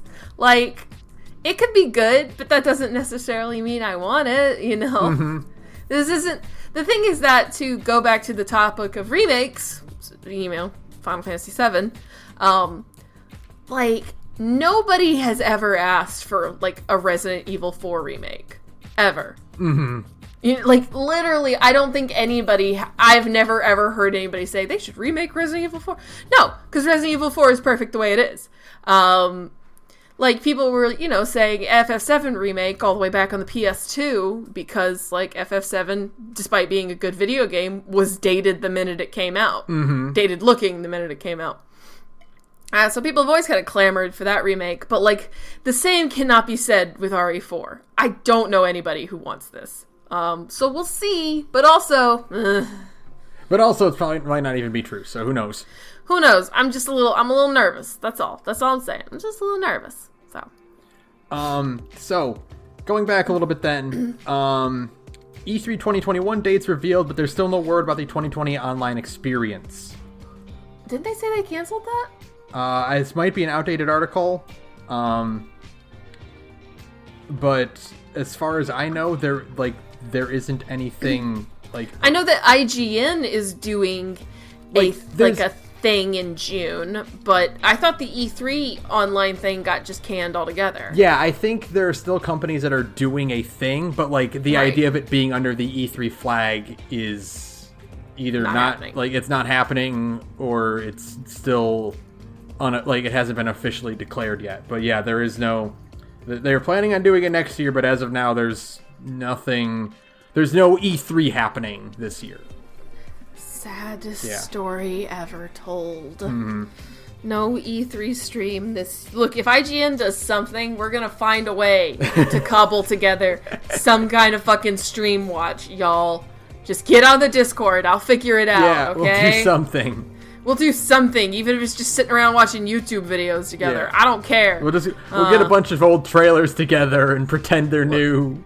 We'll just rewatch the fucking... Sony 2015 presser again if we have to feel alive again. You know, it's fine. We'll just relive the greatest press conference that's ever been made, and bask in that joy. And then kind of remember that like Fallout 4 was like a little janky, and that it took a really long time for Final Fantasy 7 remake to happen. But it was still the best press conference ever. Fuck you. It's fine. So. Good news, though. Some cool news. Introducing Yay. DualSense, the new wireless game controller for PlayStation 5. Boy, this thing looks cool. I like it. I wish it wasn't white, but I like it otherwise. I think they're probably gonna make a black one eventually. Good. They specifically pointed out that they're fixing shoulder buttons, which is good. Yay! Clicky shoulder buttons return. It's like, looking at it, there's a few things I don't like. Okay. I don't like that it has a Vita D-pad. Hold on. Let me go look at this Yeah, thing. you're going to look it up and you're going to be like, oh my god, it's a Vita D-pad. DualSense. Let me see this thing. Oh, it is kind of a Vita D-pad, isn't it? Yeah. Oh, yeah. I can totally see that. And I also don't like that the face buttons are not colored anymore. Yeah, I get that. Because I don't like that the PlayStation button isn't like a circle anymore. Mm-hmm. It's just like it's a symbol that you touch instead. I don't know, something about that I don't like. But. Because especially playing Final Fantasy VII and the dancing mini game, which are super hardcore dedicated into having those colors being important. Right, yeah. To not have the face buttons be colored is like, oh, but that's like your thing. Yeah, I don't know. Maybe they'll eventually release a version with it. I still like how it looks. I mostly just kind of like how flat the surfaces are, because it'll be really easy to apply decals to this thing. So, Doom Eternal, the Amazon pre-order comes with decals for controllers. Oh, really? And I didn't end up using like half of them because I was like, I'm not getting that on there. No, that's too much of a pain in the ass. Trying to wrap it around the controller and the speaker in the middle, and I'm like, no, fuck that, no way. I'm not doing this. Nope.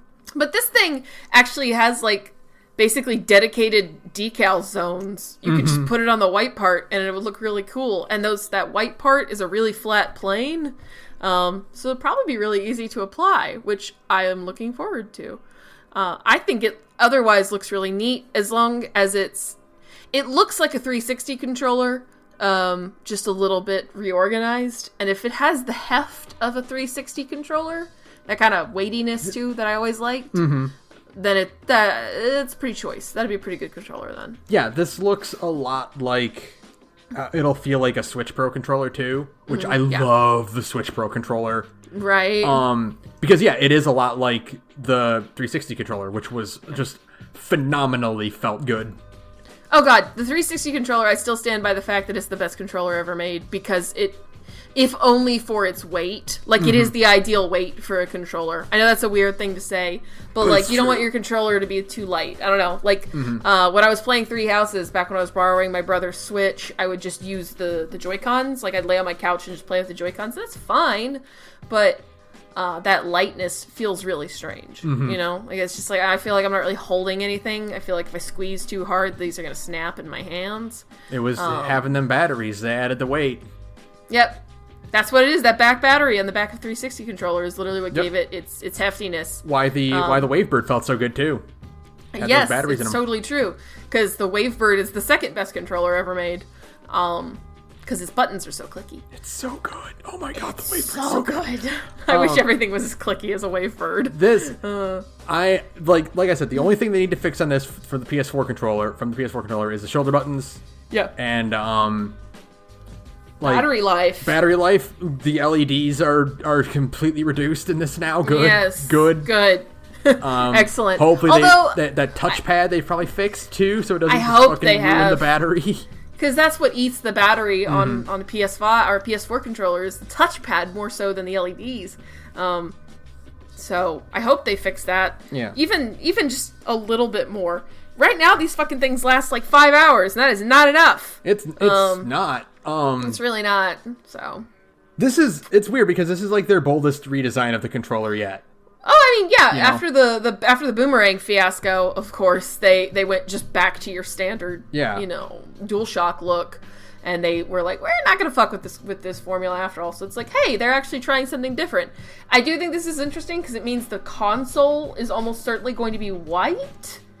It would be weird to have a white console as the default, you know? It'll be weird to have a white PlayStation, like, because the 360 and the Wii were both white as default. And so, like, I don't know, PlayStation's, but I mean, I guess the original PS1 was great. It was, yeah. So it's kind of like a throwback. I don't know. But like, you know, PS2, PS3, and PS4 have all been black. So it's interesting to have a white console again. But maybe on launch there'll be a black variant. Because, I mean, frankly, I'll probably just grab that instead. Because I just you know, black consoles are not as eye-catching. They just kind of blend into your entertainment center a little better. Yeah, it's like a DVD player. It looks like a DVD player. I can stack it probably on top of my PS4 and it'll be fine. You know? This controller is some real Neo Midgar shit, though, actually. It is some real neat. It looks... No, what some people pointed out is that it looks like... And they're right. It looks like the androids' uniforms from Detroit Become Human. Yeah, I did see that. Like, it looks like Kara's uniform in Detroit. And I'm like, yeah, but it does, though. With the white and the black and the blue lights. The segmentation looking like A2's outfit in Automata. Yes! It does. So it's just like, this is it. Between like Neo Midgar and Detroit Become Human and A2, it's like, this is just what a future controller looks like, I guess, because we're all just thinking about robots. Yeah. So like, you know, it could be cool. It doesn't have a headphone jack, though. I really like the headphone jack in the 4. I know, I do too.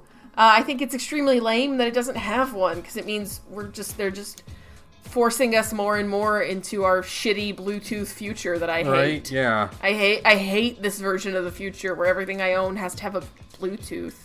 Yeah, I didn't even buy my iPhone 7. It's a hand-me-down. And I was like, this is nice. It's a nice phone. It works good. It's pretty. It's got a nice screen. And then I was like, fuck. I gotta buy Bluetooth headphones. And I'm a boomer. I don't like Bluetooth. I don't like having to charge my headphones because I'm stupid. Like, I'm stupid. The sound quality also isn't as good. Sound quality isn't as good, and I'm dumb. I forget to charge my headphones. I shouldn't have to charge my headphones, because the point is that you're like, I'm just going to put on some music for a minute. You should be able to use your headphones until the wire inside them breaks and one earbud doesn't work anymore. And then even then, you still jiggle that wire a little, and it'll keep working with a bit of prayer, you know? Fuck no. So, I don't know. But... other than that, I think it's fine. We're all just kind of hurtling towards, like I said, our shitty Bluetooth future. I might as well make peace with it.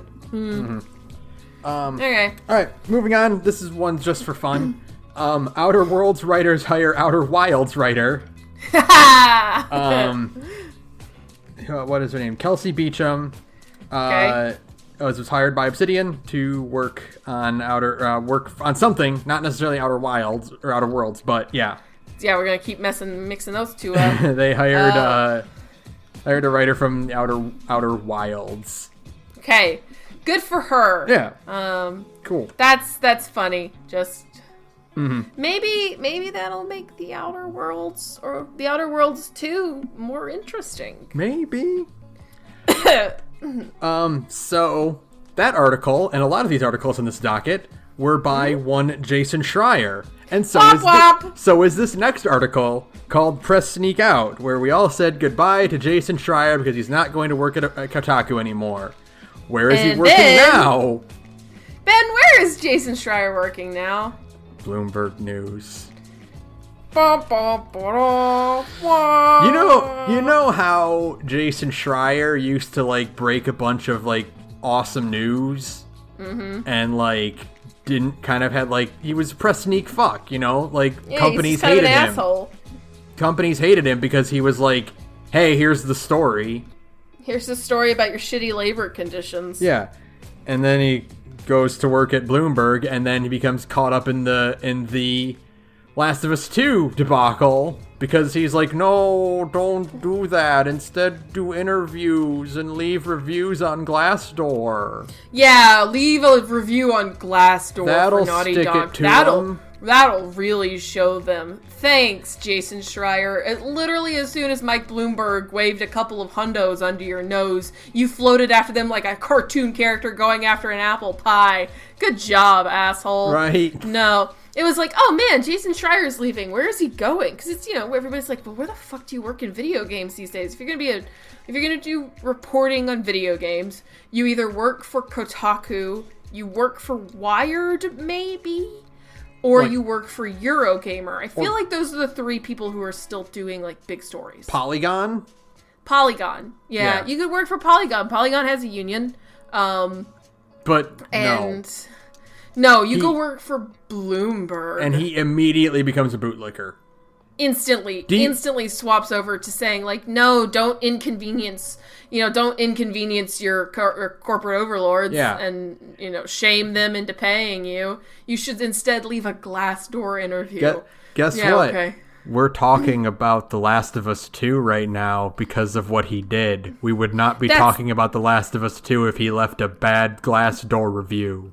The point of protest is to get people talking. If you just kind of, like, keep to yourself and go like, oh, well, maybe somebody will see this mean review I left on Yelp. Maybe they'll pay attention to me. No, fuck that. That's why people stand in the middle of highways. That's why you do actual, for real fucking protesting, or you, I don't know, post the ending to one of the most anticipated games of 2020 on YouTube with the express purpose of shaming your former employer, That is effective. Not talk to Jason Schreier so he can make some money off of page clips off your fucking interview, which is exactly what he's talking about.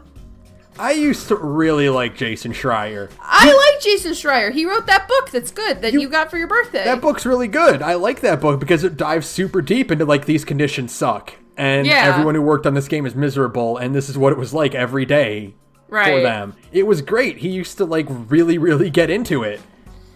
And it's like literally as soon as he transfers over to Bloomberg Mike fucking Bloomberg, the most rat-fuckiest guy on planet Earth behind...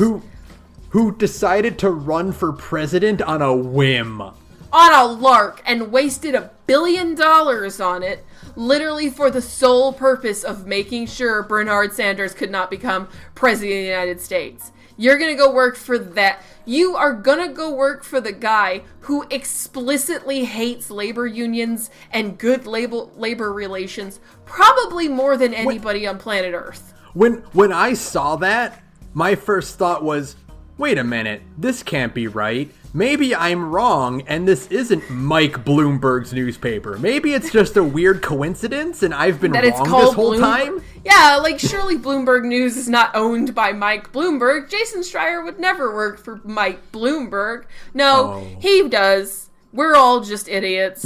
Fuck me, I guess. Like... Fuck that. Whatever. Fucking... Yeah. Chump. That when I put this article in the docket, it was going to be like, oh, well, good luck to Jason Schreier. Hope, whatever he's doing, he'll be, I'm gonna miss his articles at Kotaku because they did. If you look back, they did comprise maybe 30% of the articles that get in our docket. Yeah, all of the good juicy shit comes from Jason Schreier, because that's what he does. Is he is press sneak fuck, and that's his thing. He harasses the owner of CD Projekt at E3 every year. That's like his shtick. And now it's just like, no, you work for fucking Bloomberg now, who gives a fuck what you have to say about labor relations. Yeah. Like, I don't care. All right, let's move on to some cool news. Give me something good. Speaking of remakes and rumors and blah, blah, hey, the original Crysis is getting remastered. It's getting put on Switch, and yes, the Switch can run it. What a weird clown world we live in. It's getting put on Switch, PlayStation 4, PC, Xbox One, everything. Yeah, Crysis Remastered coming out. Never actually got a chance to play Crysis, so now I'm glad I get to. Yeah, it's fine. Yeah. It's nothing, like, amazing. It's just a early to mid 2000s shooter. Yeah. It's fine.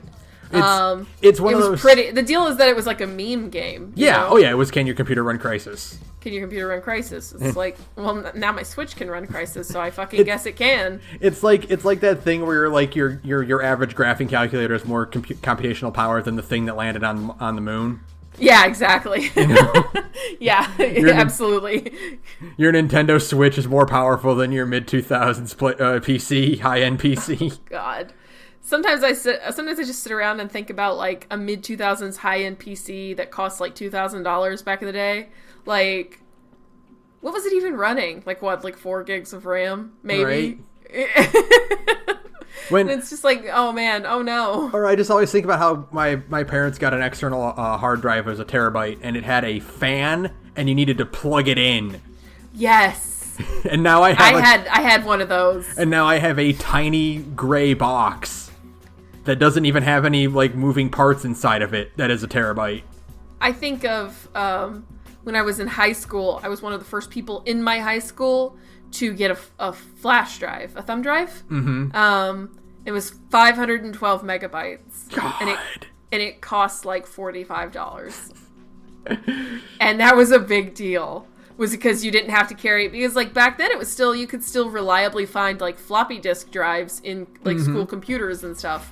Like my laptop the laptop I had at that time had a floppy disk drive in it, you know, and it was like, that's what you use to carry your school, like your papers and stuff around in, was on floppy, which was prone to just, you know, if you breathed on it funny, you could lose all of the info on it. And now it's like, you know, at the time it's like, ooh, it's fancy. It can hold, you know, 10 times as many floppy, because floppies were literally in the kilobytes. Like they were holding kilobytes of information, you know, maybe 1 meg if you were lucky. And it's like, ooh, this thing can hold like hundreds of those, and it's really stable, and it only costs, you know, $45, $50. And now it's like 512 megabyte flash drive is a joke. You probably can't even buy those anymore.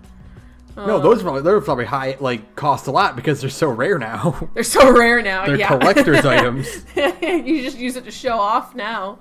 Yeah, no, it's insane to me to just think, like, oh god, that's right, I have a 1 terabyte solid state drive just in my computer now.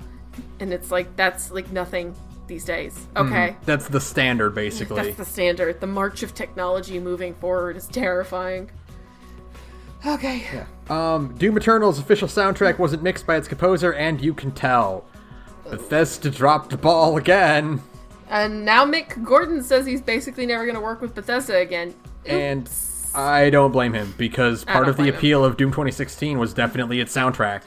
Yeah, absolutely. And flattening the shit out of that is not good. Yeah. I mean, that fucking sucks for any future Doom games, because, you know, Mick Gordon is Doom. Yeah. Like, is modern Doom. But, I don't blame him either. It's Bethesda gonna Bethesda, you know? Yep. Like, and he wasn't even apologetic about it on Twitter either. Oh, yeah. They're like, you know, someone was like, I can't believe that, you know, this was mixed best, and he's like, I didn't do that. Yeah. That wasn't me. He says, yeah. I didn't mix those, and it wouldn't have done that. You'll be able to spot a small handful of tracks I mixed. And he listed a few of them from Doom Eternal that he worked on. And he says, doubt we'll ever work together again. Ha! Get fucked. Oof. Oh, well. Mm-hmm. Can't say I blame him. I'd say get Andrew Hulshult, but hopefully Andrew Hulshult's got the, you know, brains to not work with Bethesda either, you know? Hulshult's the guy who did the music for A Medieval and Dusk. So.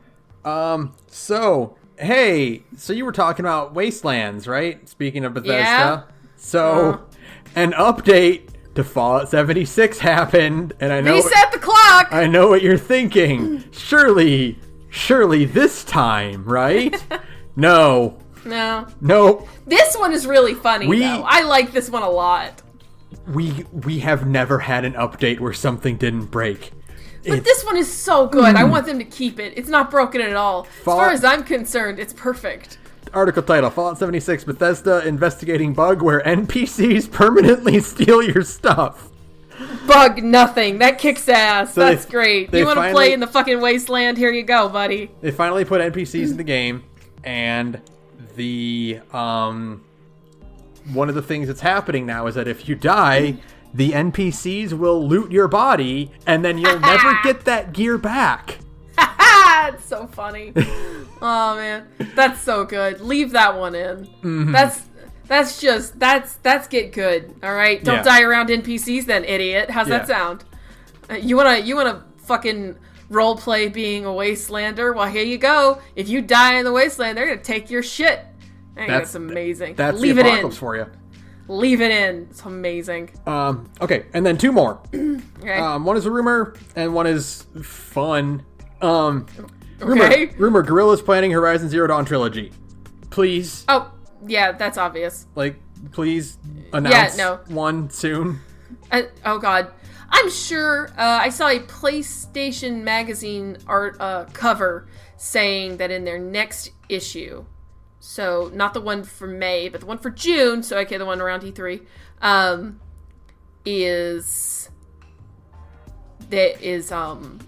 they're going to talk about PS5 games, like actual games that are going to happen on PS5.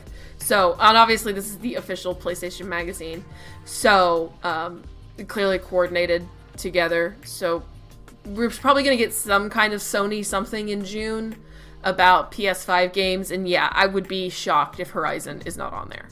It's been long enough since Zero Dawn came out that there is plenty of time for them to put together a sizzle reel and have it probably be a launch title, if I had to guess. God, Horizon would be an excellent launch title for the 5. Horizon's a perfect launch title for the 5. It's a Sony formula game, you know, like an open world narrative based blah blah blah, all that stuff that we make fun of these days, but it's still pretty fun to play. It's your ideal Sony game. Just put it out alongside the PS5 and, you know, bundle it and watch them fly off the shelves. Yeah. So, yeah, perfect. And last article, Stadia Connect set for April 28th. So we missed it by one day. Oh, man! But all that sizzling Stadia news. Tomorrow they are making a digital release for some Stadia content. Whatever the fuck that can be at this point. Yeah, I'm sure everybody's really excited for the Stadia Direct. I'm chomping at the bit to hear what kind of cool Stadia news Google's gonna drop on me. I'm gonna predict 90% shovelware and one really bad port of a game that came out 5 years ago. I will say that all of the games are going to be old video games that are already out, and there won't be anything new at all, period, which is probably more depressing. Mm-hmm. So, yeah, I'm real fucking jazzed for fucking Stadia. Yeah. Okay. Fuck. I saw something that was like a comparison that, like, if you aren't playing through an actual Stadia, if you're just playing through, like, the Google, like, the Chrome app, that actually works better than the physical fucking Stadia. Not much, but still hilarious, absolute clown shit, perfect, 10 out of 10. Good job, Google. Fuck off. All right, so that's it for the news. Yay, no more news. So thank you, Broke Free, for using background music. You can follow me on Twitter at thegorgepodcast. You can follow Sara at radioinactivity. You can email us at thegorgepodcast@gmail.com. And again, if you want to help us out on Patreon, that's patreon.com/thegorge. $200 a month gets you That's Hell You're Walking Into. $500 a month gets you a bad game. Yay. And if you want to listen to Sara talk about other things, you can listen to her another podcast. Hey, I'm in another podcast called Big Gay Nerds, where me and a bunch of cool queer friends get together and we play tabletop games. We try out lots of different systems. We have a lot of fun. Right now we're playing Blades in the Dark, a thief-like system based around stealing things and pulling off heists. We are kind of reaching the apex of that game. We're close to finishing it off. So now is an excellent time to get started. It's probably my favorite block right now. So you can find us at Big A Nerds, it's all one word, at SoundCloud, and you can find the links to the rest of our social media from there. Thanks! All right, that'll do it for us. And again, like we said at the earlier in the episode, this is spoiler time. Fuck The Last of Us 2. Yeah, because, wow, yo, I did not think they could make it that bad. I am shocked that they managed to fuck it up this hard. And so the thing is, like, when I saw the rumors break and I saw people getting mad about this, I'm like, okay, what do they do? What did they do that's, like, this egregious that, like, everyone is like this? And what they did was the fucking most generic, easy misery porn you can make. To me, it's like a parody. Yeah. Like, if you wanted to make fun of The Last of Us, you would say that the sequel is Joel dies, and then you do you change characters to play someone else so that you can do the revenge porn fantasy kill on Ellie, and that's how the game ends. Like, Ellie is the final boss, dude. I saw a tweet that was like, everyone talks about how, like, the Kino thing is the final boss of the sequel is the protagonist of the first game, right? Right. They found a way to make this un-Kino. They fucked it up. It's, like, the least Kino thing ever because there's no, like, tension or, like... It's misery porn. It's misery porn. It's just shallow pain to these characters that the game calls you an idiot for getting attached to, basically. Yeah. To me, like... The thing about The Last of Us, the first one, is that, like, The Last of Us is fine. It's fine. I've said that 1,000 times before. It's not, like, a great masterpiece like a lot of people like to say. It's fine.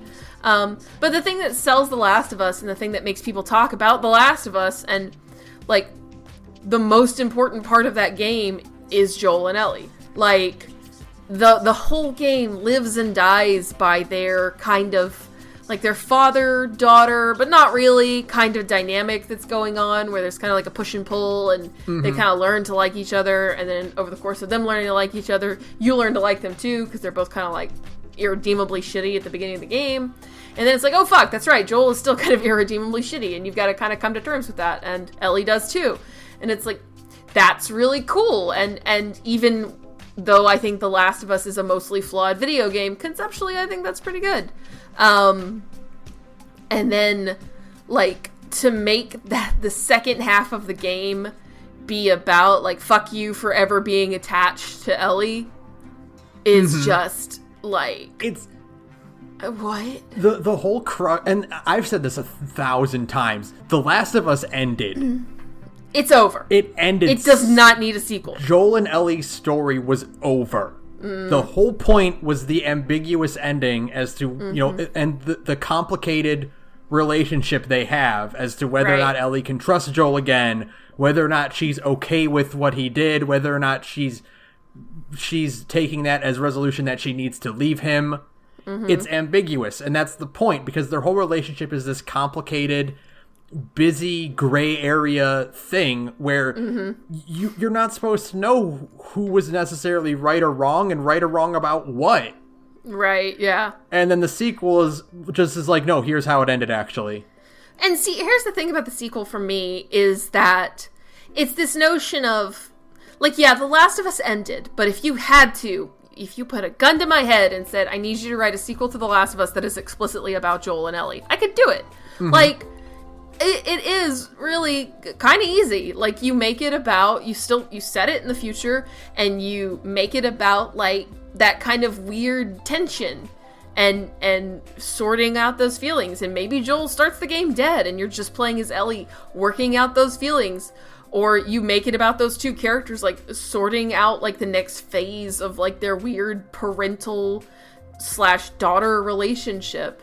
And you make it, like, way even more so character-driven than, like, the original Last of Us, if you're not a coward. But Neil Druckmann is a coward, who was just like, no, we're just gonna write misery porn, and it'll be a huge twist, and fuck you forever getting attached to these characters, and Aaron, aren't you so shocked? And oh my god, you never saw it coming! And that's all it is. It's literally just, it's the same fucking thing as how Game of Thrones Season 8 ended, and it's the same fucking thing as how Star Wars ended. Like, it's this whole idea of thinking you're so fucking clever for subverting expectations, which is horseshit. The concept of subverting expectations is, to this point, just a meme. Like, it is a dead horse being beaten into a paste. There are so many things. You and I talk about this all the time. We talked about it fucking last week.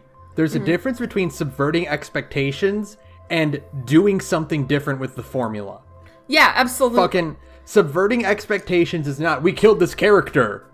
Right. It's taking the thing that is treated as sort of like sacred in the fandom and not being afraid to mess with it.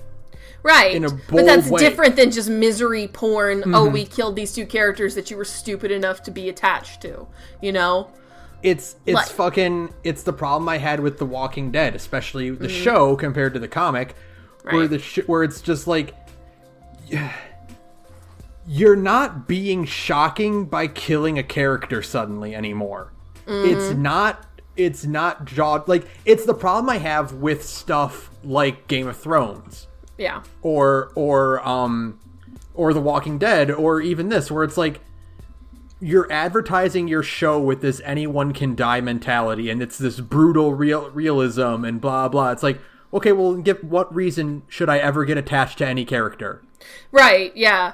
Like the whole point of like The Last of Us, the first one, is that you're willing to like do some fucked up stuff to save someone you love. Mm-hmm. So it's like you're attached to this character, and you want to see them do well. But then if you kind of parade The Last of Us 2 as like, oh, it's so dark and anything could happen, and you know it's this visceral, violent, awful horse shit, then it's like, well, why should I care then? Like, clearly you don't even care. You just think of these characters as, like, meat puppets to abuse, you know? It's the thing that drew me in first drew me into The Last of Us was the setting, the nature overtaking post-apocalypse thing. Yeah. You know, fucking these buildings with trees growing in them, city streets that are flooded because the sewage is backed up, and, you know, these bright, vibrant locations. And unique take on zombies, you know. Yeah.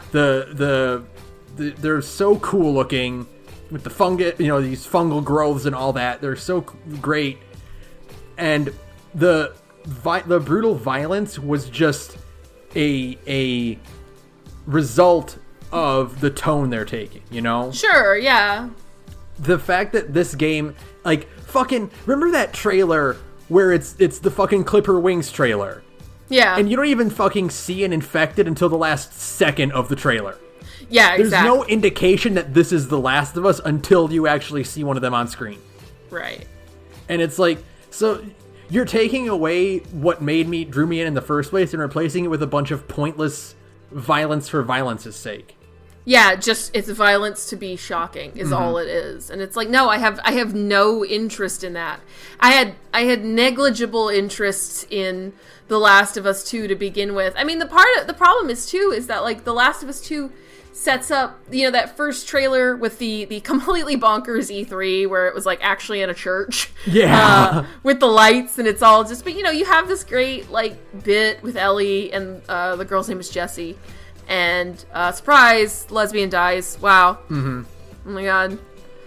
Shocker. It's realistic though. It's realistic. The lesbian girlfriend gets her throat slit, and that's why Ellie is so fucking pissed. Wow. Okay. Great. That's revolutionary. Well done. Mm-hmm. But, you know, you had this really great trailer that kind of had, like, this soft tone, and you were, you know, in the back of my head, I was thinking, like, yeah, this could work if it's, you know, like I said, kind of a story about being The Last of Us. That's so cheesy. But, like, this whole idea of being, like, the leftover of kind of, like, a society that's just kind of, like, floundering, and, you know, how do you deal with yourself, and how do you kind of handle, you know, being in charge of something when really you just kind of weren't even expecting to live in the first place. All kinds of stuff like that, you know. And there's so many ways you could have taken this story and not have it just be just a grinding misery fest that ends in two pretty likable characters just dying horribly for really no reason other than Neil Druckmann wants to feel smart. Like, that's it. No. It's just, it's incredible how cartoonish it is. That's the best way to put it.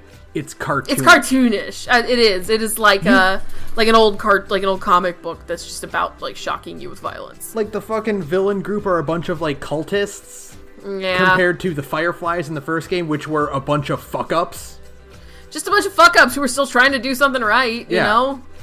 And you can get the desperation with them because, like, they don't know what they're doing. They're trying to do what they think is the right thing, but they're, like, these amoral, like, people who are just desperate. And the villain in this game is they're a bunch of, like, actual cultists. Okay, yeah. Okay. Thanks. Joel gets beaten to death brutally because we all saw that episode of The Walking Dead. Yeah, I also saw the end of Girl with the Dragon Tattoo, Neil Druckmann, where she hits him with the golf club, and it's, like, really visceral and violent. Like, yeah, thanks. I have seen movies, correct. So, what are you doing with this? It's just, and it's like you spend a game and a half with Joel and Ellie, and then you just drop us into the shoes of this new chick for half a game. Like, what are you expecting us to care about her the way we care about Joel and Ellie? Yeah. Like, are we supposed to root for her, or is this supposed to be like a hard part for us to get through? Right. Like, are you trying to genocide run us? Yeah. It's working because it's making me want to be dead right now. Yeah, no thank you. It's like maybe if the game had been explicitly sold, like doing this whole fucking like plot twist thing. If you had just sold the game as Joel is the villain, you are doing Kill Bill? You know how Kill Bill has that part in part 1 where she kills Vernita Green. Mm-hmm. Vernita Green, the first kill in the movie where they have the knife fight in the house. Yeah. And her daughter walks in and she's like, one day you can come and find me if you want revenge. And Quentin Tarantino's always talked about how he wants to make a movie about that little girl. And he never will, but he's talked about it. Yeah, but if he wants to, that would be the way to do it. Because then you just have the movie start being about her and like being traumatized by the bride, Like, if you had just sold the movie as, hey, my name is Abby, which is the name of the girl, and my dad got murdered super, super hard by Joel, and I'm really, really pissed about it, and I'm going to set out and get my own revenge. And you just make the whole game about that, then, like, that's different, It's still kind of fucked up, because, you're killing off Joel, but also, I'm not going to argue that Joel doesn't deserve it to some degree. But see, that's subverting expectations. Right, yeah, making the game from the word go about a completely different character who's got beef with Joel, then you can do that whole cycle of revenge thing. Yeah, and then you can really play into how you're going to reconcile that as a player compared to, you're killing the protagonist of the first game and why you sympathize with them, and you can manipulate that into an ending that can actually surprise us, because it can go in different directions. But it's just like, oh no, Joel dies. Joel dies, and then halfway through the game, you swap to a new player character, even though you spent the whole time playing as Ellie. Cool. Thanks. I didn't want this. Yeah. Either make the whole game about Ellie, which is kind of like what everybody was expecting, or make it about somebody new altogether. Don't do this weird half measure where it's about both. And it's a lot like what we talked about when we did the new Colossus. Yes. Where it's like the sudden tonal shift in the middle of the game is to its detriment. Absolutely. When it goes from BJ being this very death-seeking, dour character to suddenly being a grindhouse film.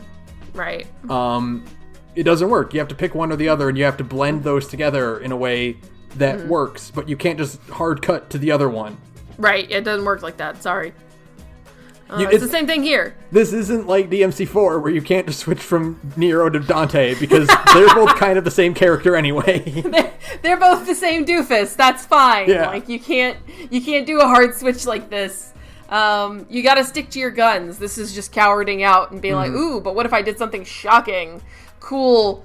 That's such a Spec Ops: The Line kind of plot twist, like really overdone kind of thing. It's like, who is the real villain? Well, you are. You are, because you wrote this bad video game. Yeah.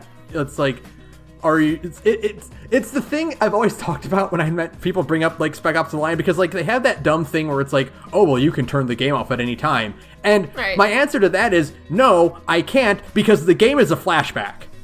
Right, yeah, absolutely. The game has a framing device where you are recalling what happened. So no, I can't just turn the game off because the bad things already happened. The bad things are still gonna happen, idiot, Yeah. It doesn't work. And I'm like, I thought it was gonna be like something really, really fucking egregious and offensive, like something that's like downright completely tonal deaf. Right. Like something that was guaranteed to like make you feel gross. Yeah, I totally thought it would be like, I don't know, egregious torture, something like that, because that's kind of what's going on in some of the trailers is like hardcore torture shit.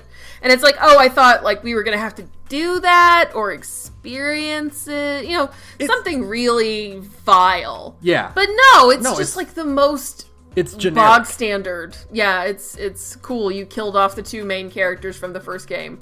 Wow.